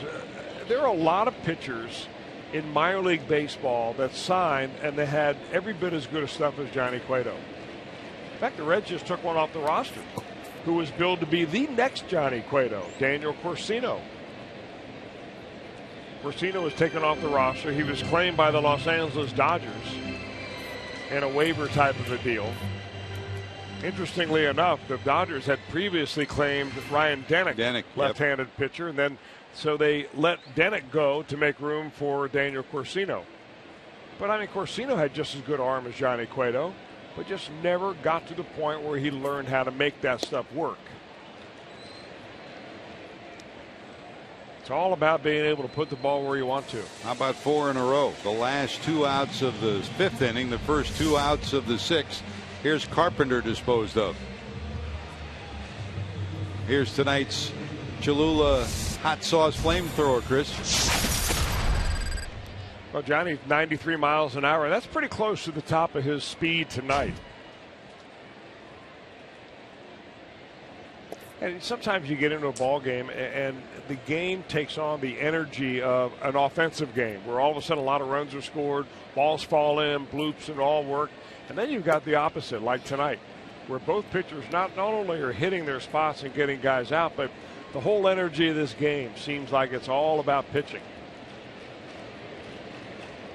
And games like this end up one swing. Popped up down the line. Is there room for Frazier? They'll run out of room about 6 rows deep. Goes the baseball. Big crowd on hand, of course. It's a sellout. This is their opening homestand for the Cardinals. He joined us late. The Cardinals honoring Red Shane Dinks for his 70 years as a Redbird before the game tonight. 1 ball, 2 strikes. Line but foul.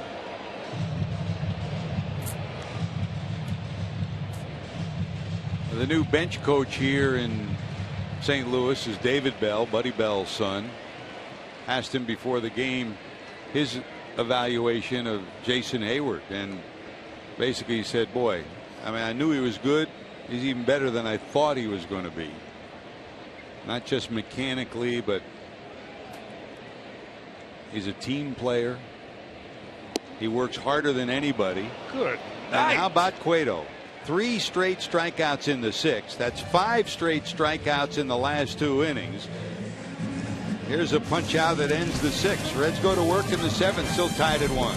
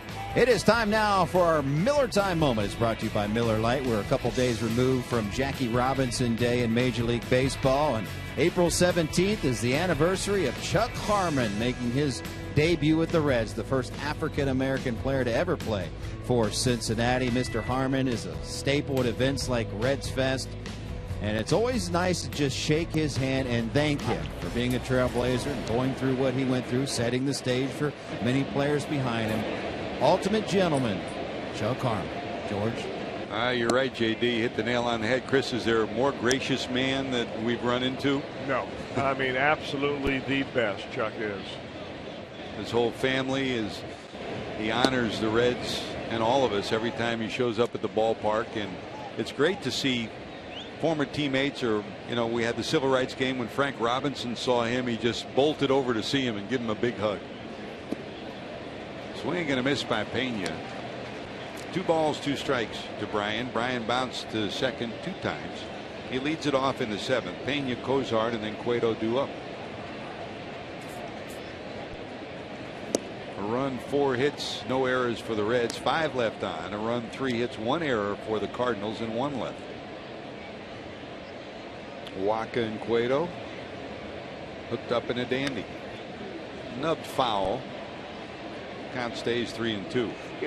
It used to be, before the speed up rules, that if you had 2 pitchers that were going the way they are tonight, you try to break up the momentum a little bit. You step out of the box, you do a little cat and mouse games. Now that kind of thing has been taken away. Now it's added to the overall speed of the game. You're getting an outcome one way or another at the plate a lot quicker. But you take that one little subtlety away. Dribbled to short. Peralta backhand in the dirt, but scooped by Adams. 1 away.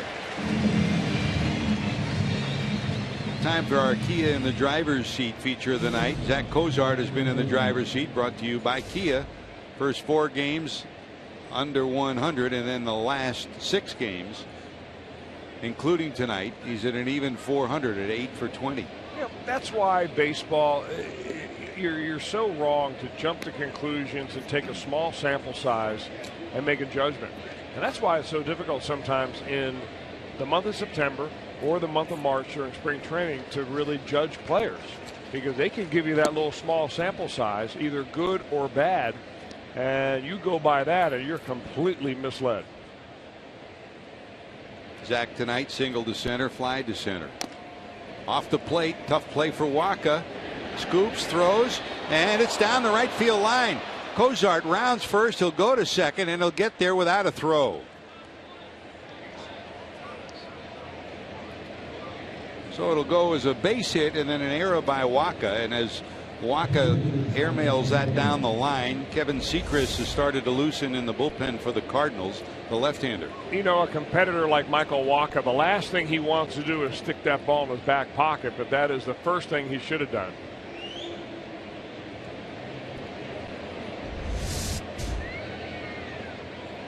Johnny Cueto out from the Reds dugout, takes a moment to talk to Jim Riggleman. With 1 out and 1 on, the potential go-ahead run at second. The Cardinals expecting a bunt from Cueto. Cueto tried to bunt back in the 2nd inning and struck out.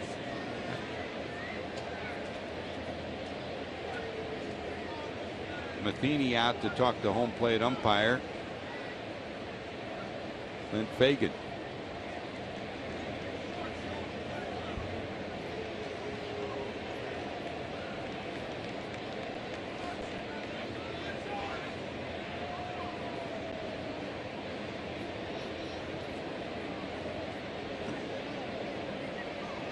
Trying to read lips to figure out what he's inquiring about.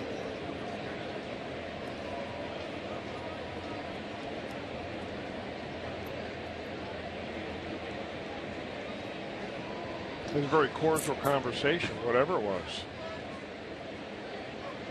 So in tied at third, if you're going to bunt here, you want to bunt it towards third if you're Cueto, to force the third baseman Carpenter to come in and make a play. Well, in this particular situation, it's not as easy a play because it's not a force play. I'm almost inclined, if I'm Brian Price, to let him swing away here, because you may get a bloop base hit and you score a run.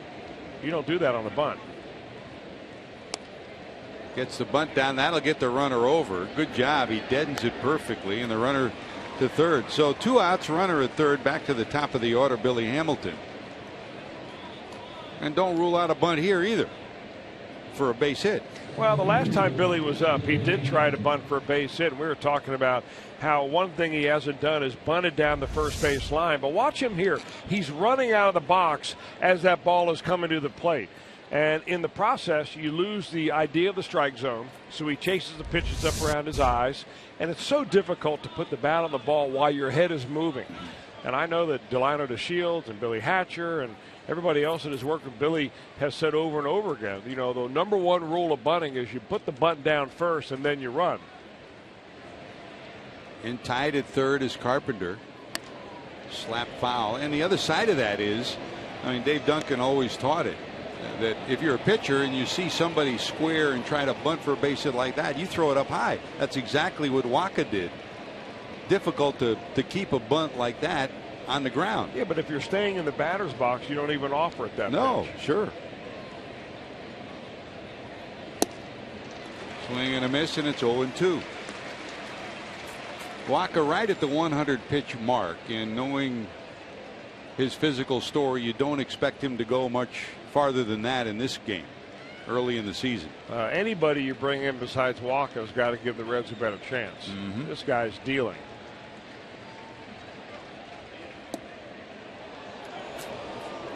One and two.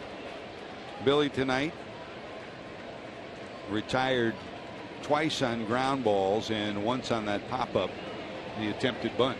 Cozart reached on a single, went to second on an error, third on the sacrifice, trying to give the Reds a lead.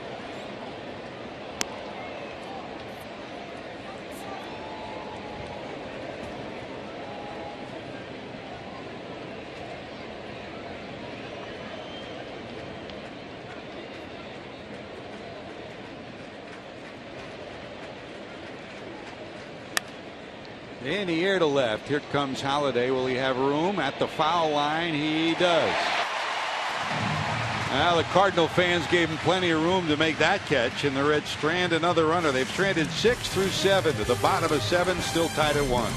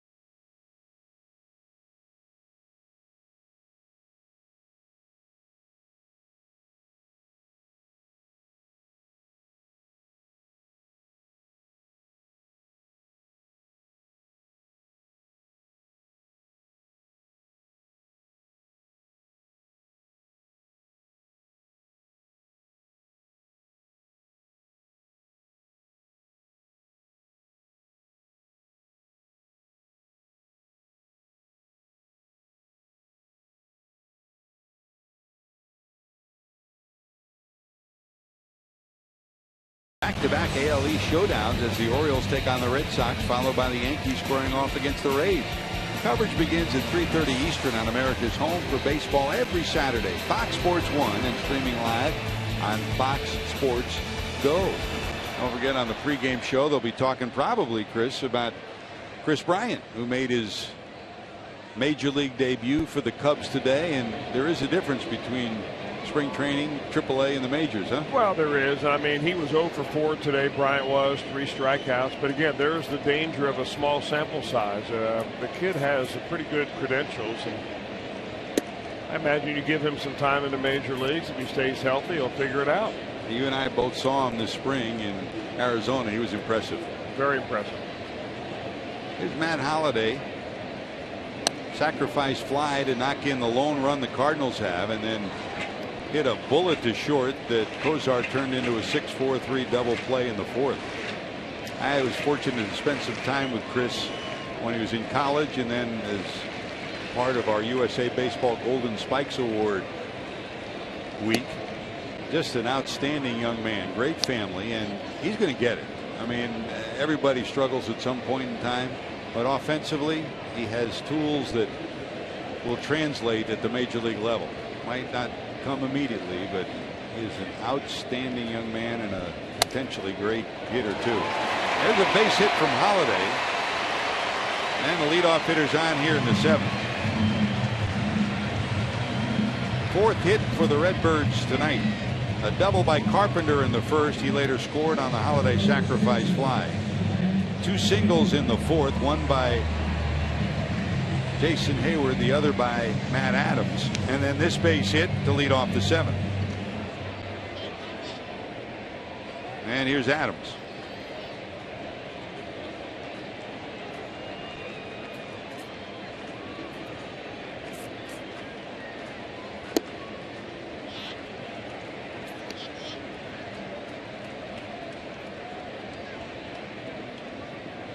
Got a big hole on the right side of the infield if Adams can get that ball over there.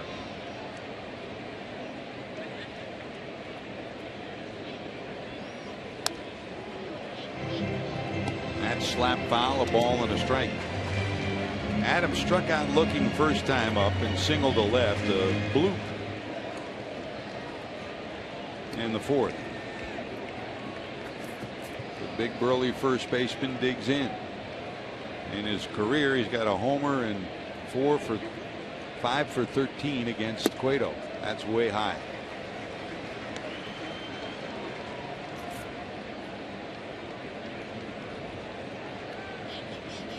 Sechrist continues to loosen in the Cardinal bullpen. No action in the Reds pen. Well, that's an indication he'll probably be in the game because Walker's not due up for many hitters yet. And we figured he'd be around 100 pitches. Tardy on that one. 2-2.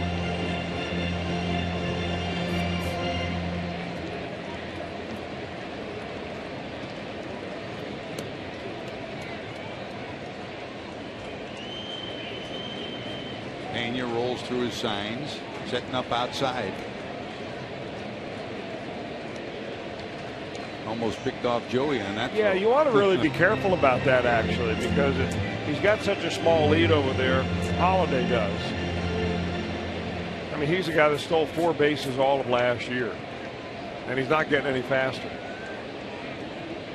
You got a better chance of throwing the ball by your first baseman. High in the air to the left side. Is there going to be room? Bird long run, but it'll be in the seats about 3 rows deep.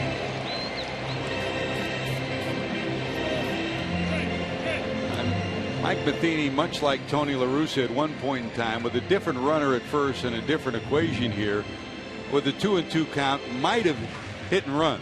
Well, La Russa was noted for that. Unlikely with Holliday down there at first and a short lead. Well, and Adams at the plate. It's really more important as to who's at the plate, because if you've got a potential strikeout, you're definitely going to have a throw him out with Holliday at first.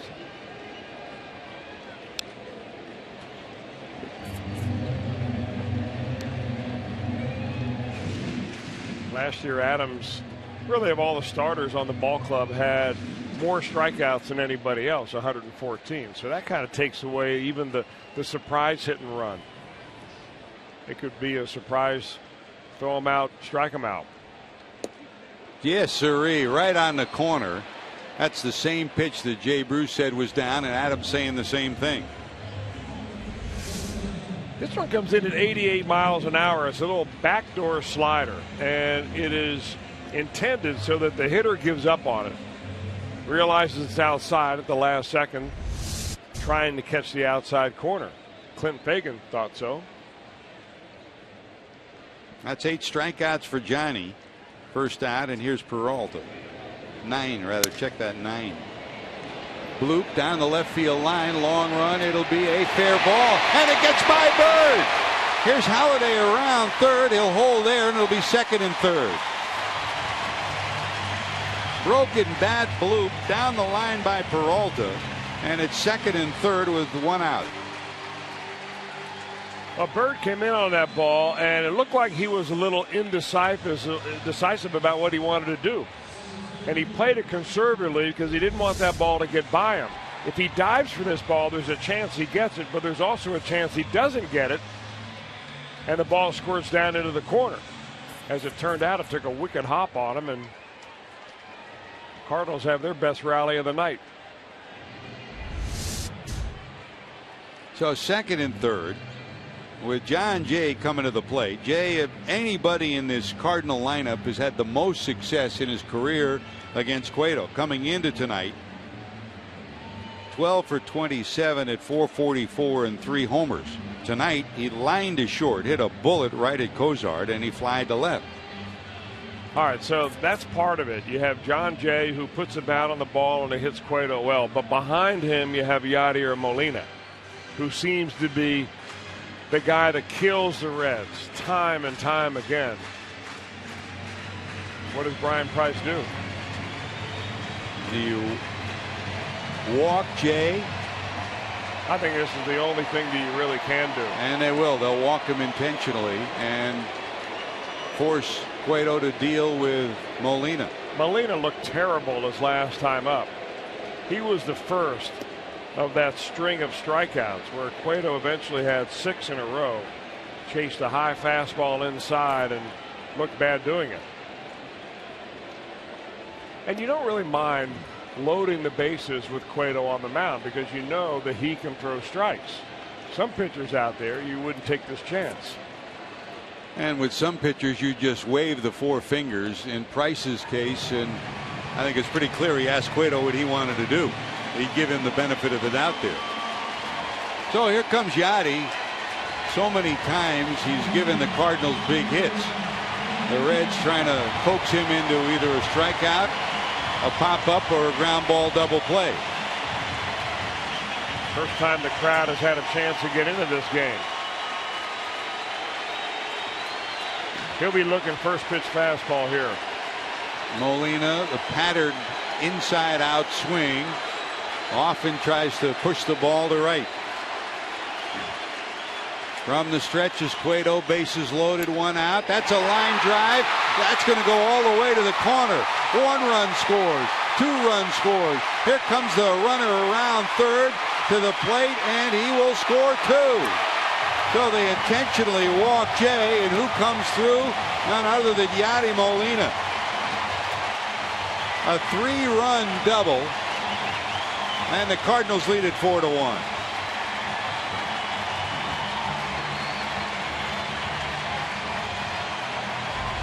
Boy, some things never change, and it seems like Yadi Molina is able to raise his game when he's facing the Reds. First pitch fastball, he goes to town on it down the left field line. That answers some questions, I think, with people that are wondering about Yadier Molina as to whether the weight loss that he went through this winter, whether he has the bat speed or the aggressiveness at the plate. That's about as big a double as he's hit in a long time. Molina gives the Redbirds a big lead here in the 7th, 4-1.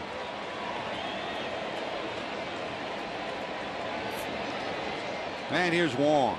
So Molina's first hit, 1 for 3, is a big one, his second double of the year. Wong 0 for 2, a strikeout and a ground ball out. And for the first time, there's action in the Reds bullpen. J.J. Hoover up and loosening.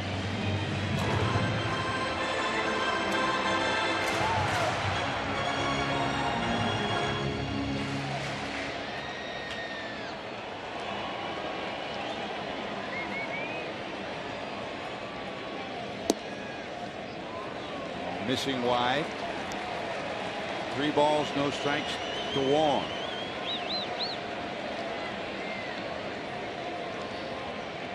Mark Reynolds in the on-deck circle for the Cardinals, with Waka's spot due up next.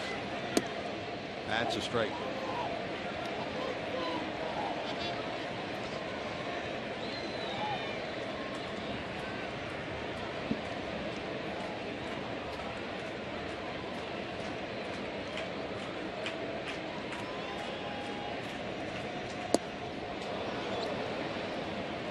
Big swing, full count, 3-2. Pulled the string on a hitter's count there. Colton Wong betting the ranch. It was a fastball. It was a nice changeup.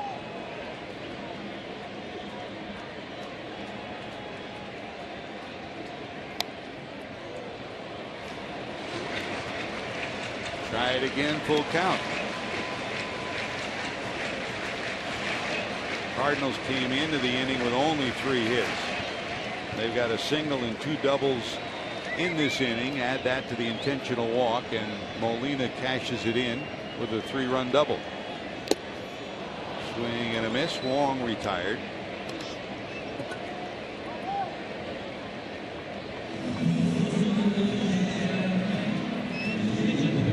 Double-digit strikeouts for Cueto on this night, on his 99th pitch of the inning, of the evening.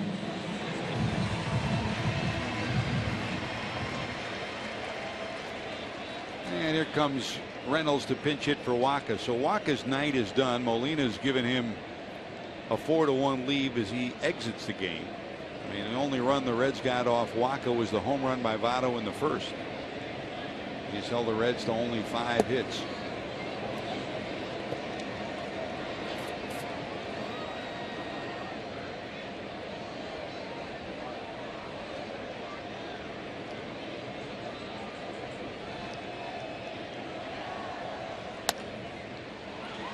Bounce down to second. Phillips has it.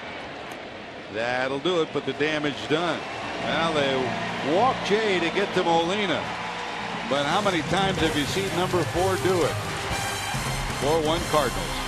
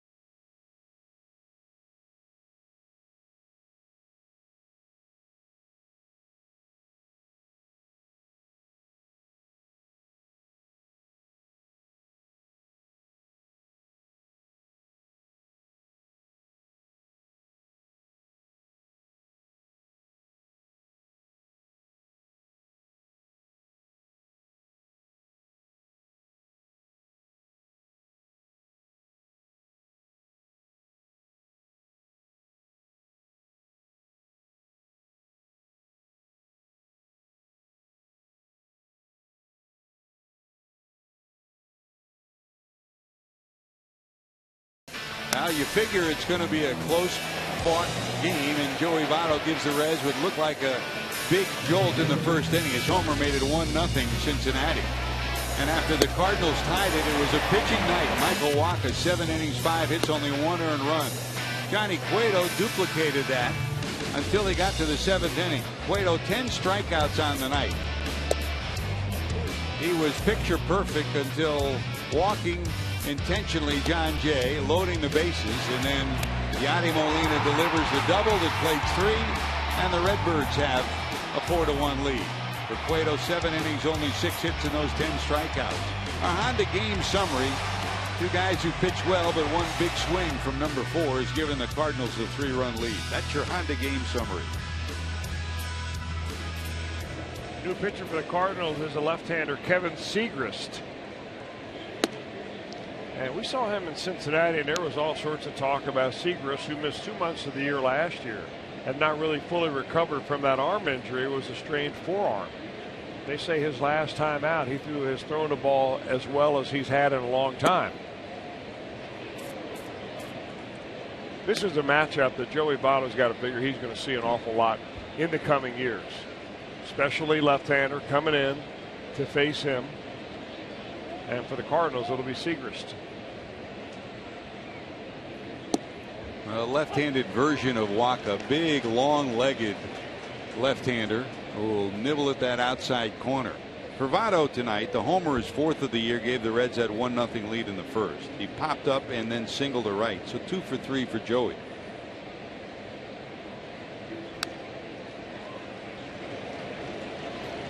Cardinals have Choate and Segrist from the left side. Former Red Matt Belisle, Seth Maness, Carlos Villanueva, Jordan Walden, and the closer Trevin Rosenthal from the right side. Hey, Votto's swing looks good. I mean, even though he fouled that off, he was right on it.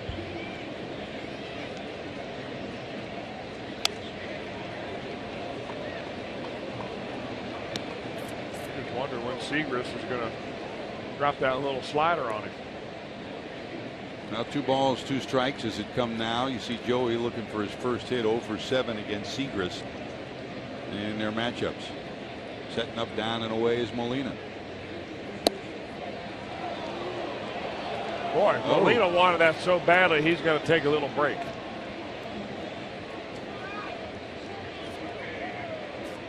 Take another look. I think it might be Segrist calming him down, and our box tracks will tell you that was a smidgen outside.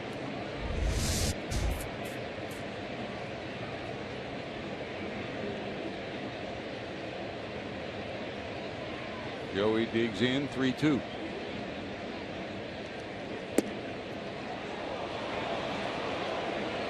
Oh, walk to Votto, so another multi-on-base night for Joey. A homer, a single, a walk in 4 plate appearances, and the Reds bring Frazier to the plate. Todd doubled in the first, flied to right, popped to third, 1 for 3.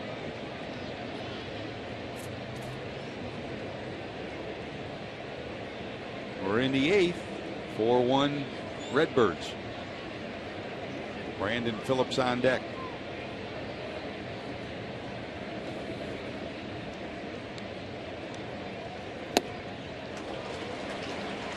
Boy, that Segrist isn't messing around. He's got a very good breaking ball. We've not seen anything like it. Nothing but fastball after fastball. From the stretch, here's the 0-1. Good block by Molina. Really, no one in the Reds lineup that's had much success against this left-hander.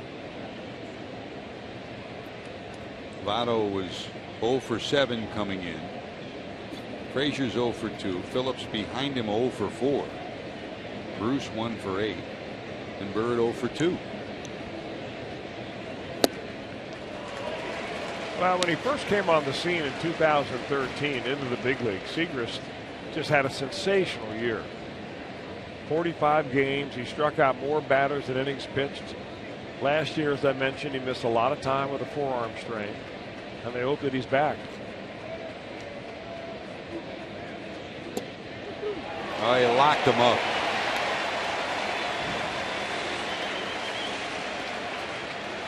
Strikeout for Segrist. Now here's the changeup right here, and even though he elevates it,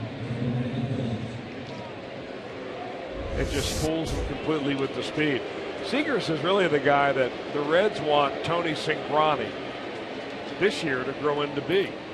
Maybe in the long run, Cingrani may end up being a starter. But right now, they take the Reds version of this. The 1 away, Votto still on first, and here's Brandon. Grounded out, reached on an error by Peralta and fly to left. Soft liner back to first, not in time. Second out of the inning.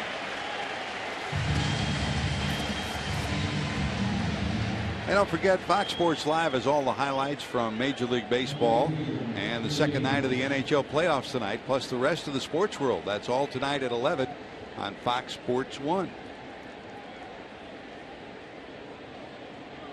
You'll see highlights of Chris Bryant's first game with the Cubs. Hey, how about Jordan Spieth? Wow, 62 today? I didn't see that. Amazing. At the Heritage. That's a hard hit ball, but right down to the third baseman, Carpenter, and that'll take care of Jay Bruce. So the Reds get a leadoff hitter on, but nothing to show for it. To the bottom of 8, Cardinals by 3.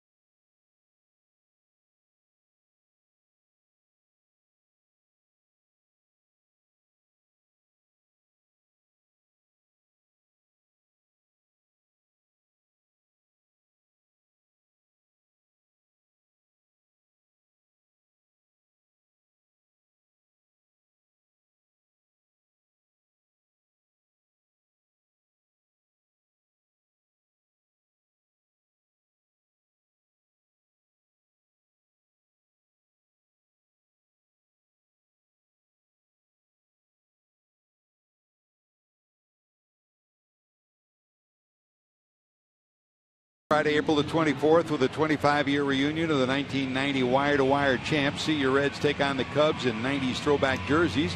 Plus 30 of the 90 World Series champs will be honored post-game on the field before the fireworks show. Thanks to Frisch's Big Boy. For tickets, call 513-381-REDS or visit reds.com/tickets.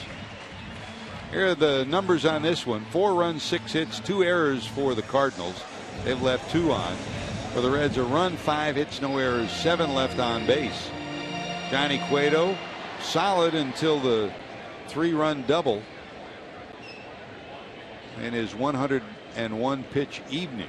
He exits trailing 4-1. Here's J.J. Hoover.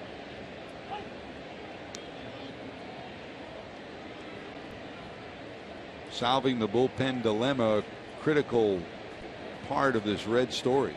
Johnny, no run support on this night, and the double by Molina does him in the 7th inning. Here's Carpenter. Doubled in the first, flied out and struck out.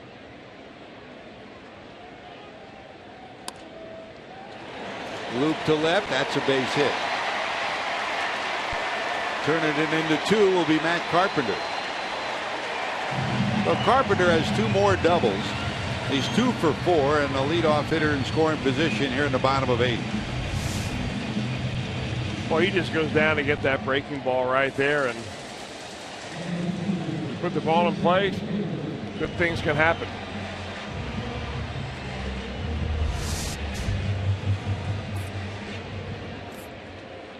Mom and Dad grew up in Middletown, Ohio.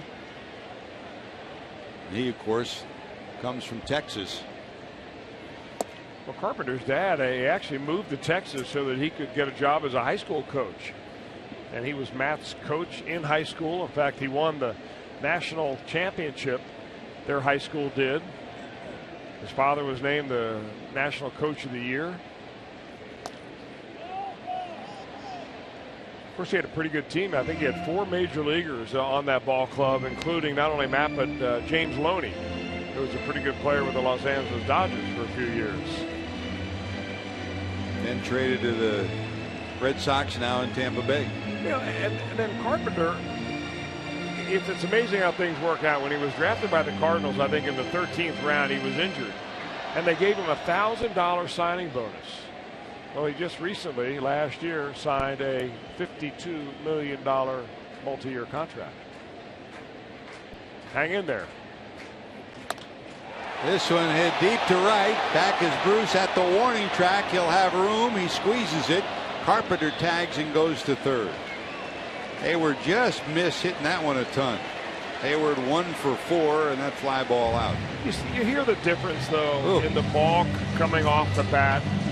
I know he missed it, didn't hit it that good, but when Votto hits the ball and pops it up to the right fielder, compared to that, it sounds like a cannon. A lot of scouts, and you've heard many along the way, George, say, you know, they can scout with their eyes closed. They watch a player first, then they close their eyes and listen.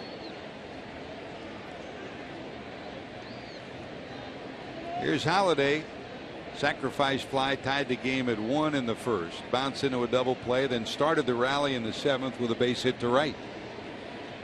He's hit in the first 9 games of this 2015 season. That's wide as the Reds bring the infield in. Get him on, get him over, get him in. The Reds having trouble doing that tonight. The Cardinals have done it. In the first, Carpenter doubled. Hayward bounced the ball to second to move him to third, and Holladay's sacrifice fly tied the game.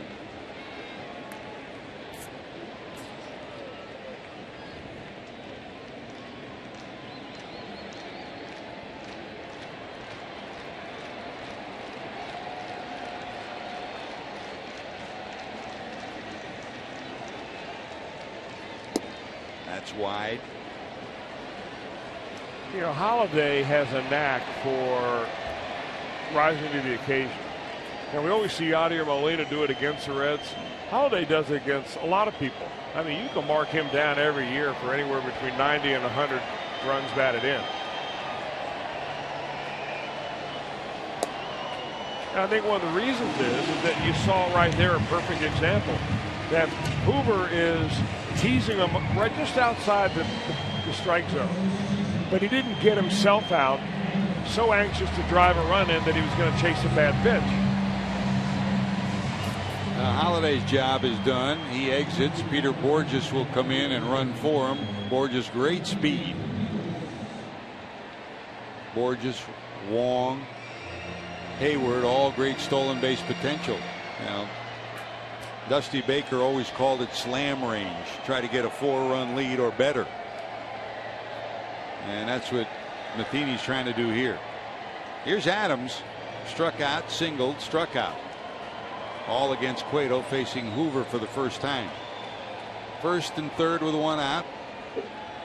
Reds double play, depth middle of the infield. That misses inside.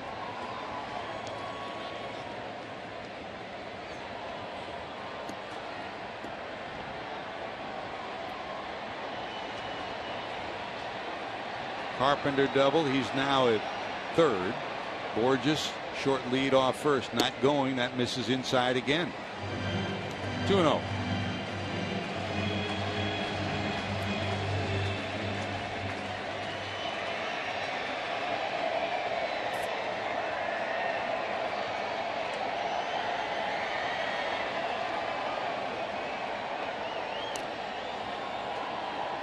Keeping it on the hands.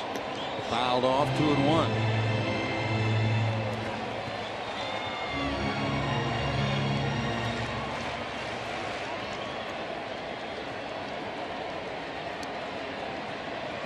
Little bigger lead for Borges this time.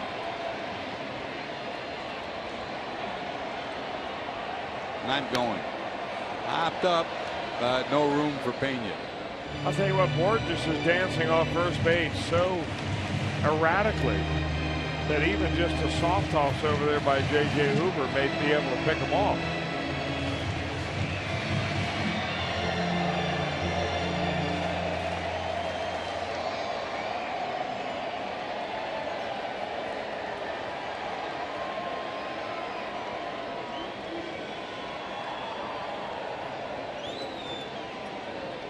Figure you got to throw over there at least once.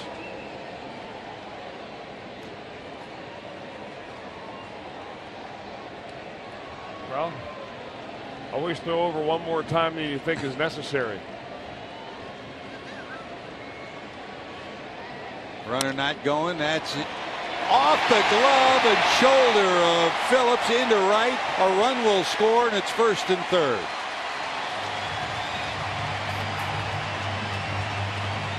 It exploded right in front of Phillips. That'll most likely go as a base hit, as it should, but boy, it just exploded right in front of him. Well, it did, and you just rarely ever see that. That's going to probably go down as an error, I think, but it was hit a lot harder than it appears when you're looking at it from a high home look.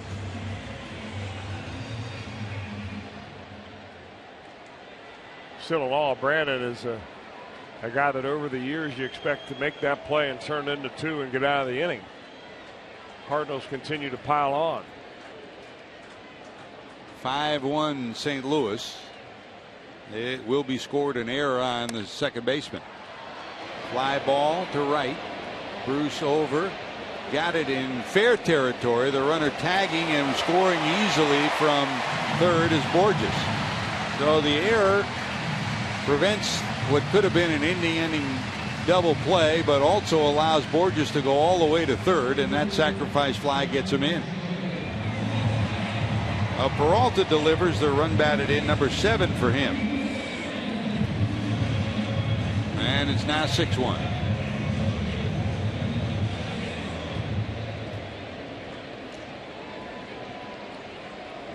And here comes Jay.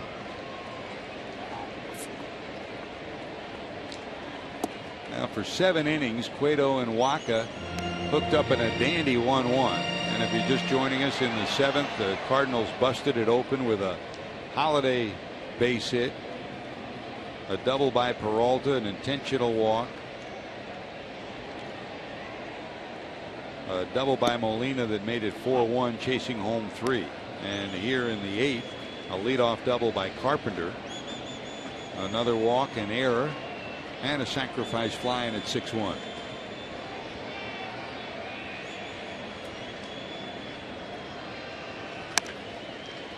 Down to second. Cozart will tap the bag, but the damage done.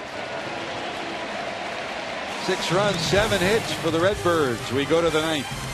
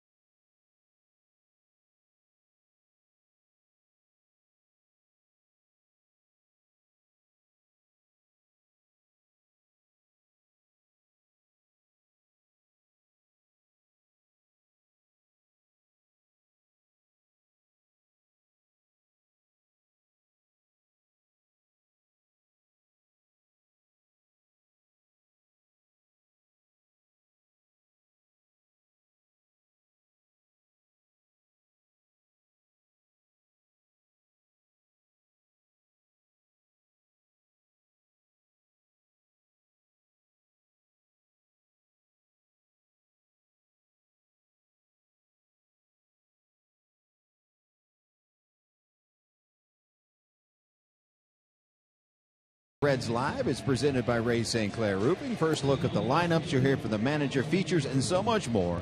And tomorrow the boys will be talking about Homer Bailey, who will make his 2015 debut after off-season elbow surgery. Homer's finally reached the point where he is ready to climb a big league mountain. It will be in game 2 of this 3-game set.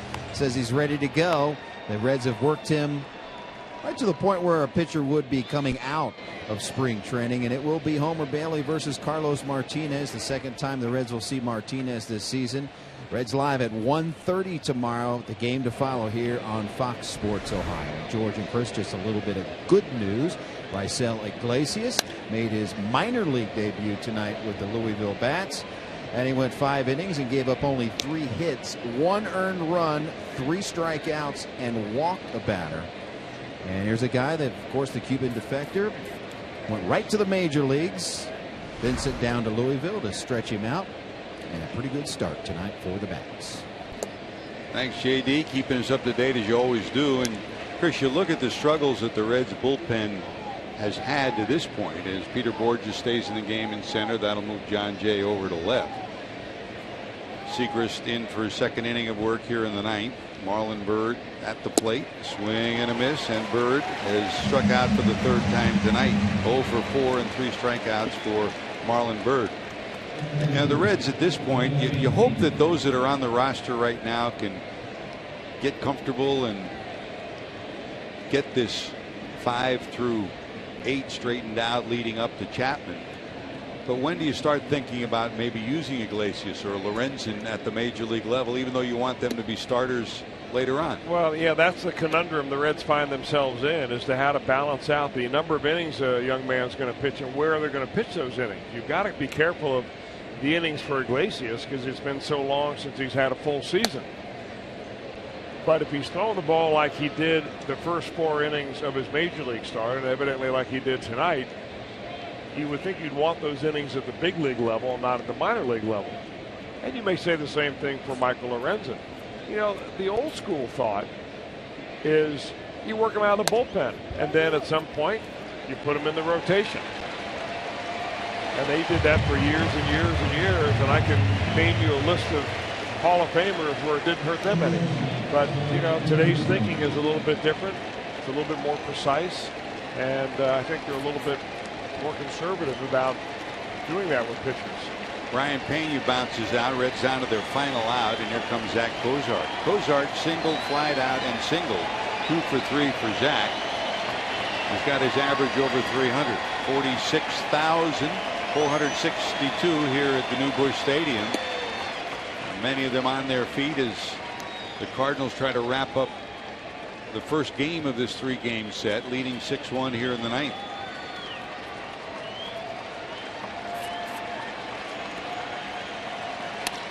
That's down to third, off the glove of Carpenter, a base hit. So a 3-hit night for Zach Cozart. He's got half the Reds' production.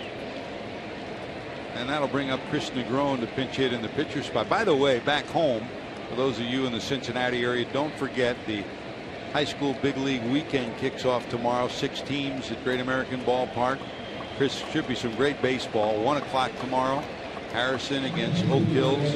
Then at 4 o'clock, Elder against Lakota West. And Sunday at 1 at St. X against Anderson. Great high school baseball.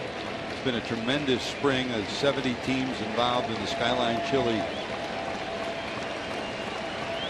outstanding tournament. So if you're around the ballpark, show up for great baseball.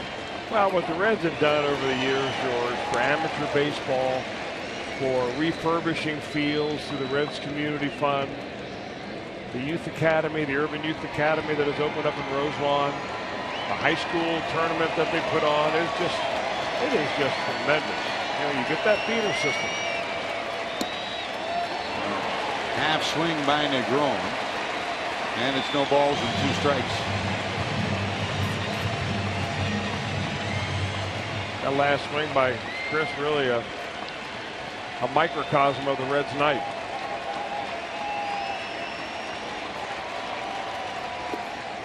Down and in.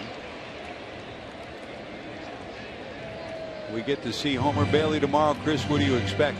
Well, I expect Homer to be the competitor that he is and get out there and get after him.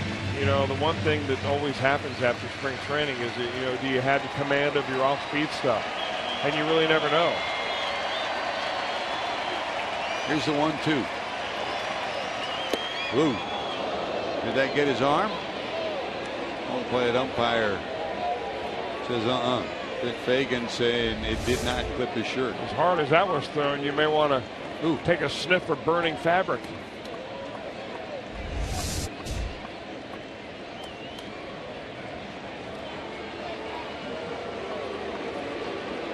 He's nodding to Brian Price. Yes, it did hit me. Well, this is a reviewable call. Yes. Of course, you have to ask the umpires, right? They will challenge it. So with 1 out left, Brian Price hoping for one last gasp of air to try to keep the line moving. So they'll check back to New York. Well, the fans are booing here, George, because, you know, when you do this in the 9th inning, all the beer stands are closed. So if you're going to delay the game, do it before the 7th. So what you're saying is this new challenge rule should be modified. I do like the way it has so far evolved this year, you know, without having to go out and make the march out to the mound. It's worked pretty good. And for the most part, you know, the way that they've shifted over the last couple of years to where have umpire crew in New York looking at monitors, you know, central command, I think that has worked so much better than the umpires going down under there somewhere and looking at their own monitor. Well, you're going to need a better shot than that shot that we have, and they have more angles. Yeah, they've got the home feed and the visitors feed, which is not always the same thing. Jimmy Reynolds, the second base umpire, in with Fagan. He's saying go to first. Hey, Chris Negron would simply not make that up. Yep. Even if he knew the kid, he wouldn't have even needed the review. You're right. You hit the nail on the head. So the call is overturned, and that puts 2 runners on with 2 outs. Back to the top of the order, Billy Hamilton. Hamilton 0 for 4 tonight. Bounced out twice, popped up and flied out. And Reds still have a long road to go, down by 5, but if Hamilton can keep the line moving, you got Joey Votto in the on-deck circle.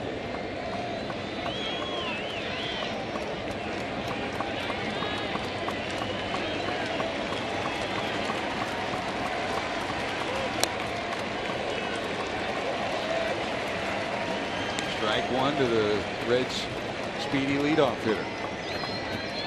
Infield back with 2 on and 2 out.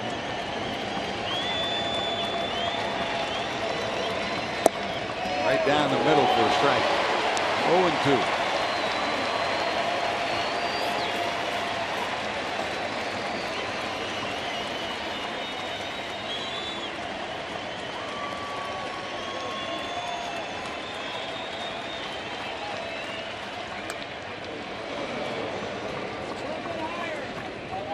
Try it again, 0-2. Don't forget, tomorrow it'll be Homer Bailey against Carlos Martinez. Reds live at 1:30. Game will follow.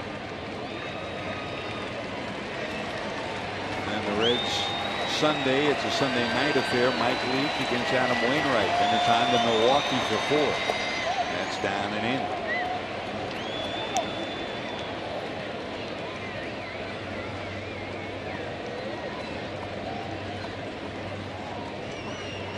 Brian Price would love to get number 19 up one more time. Hanging in there is Hamilton. Now the one good part of this story, Chris, now over 30 pitches will be Seagrass, so unlikely you'll see him tomorrow. You're always looking for the bright side, George. I kind of like that about you.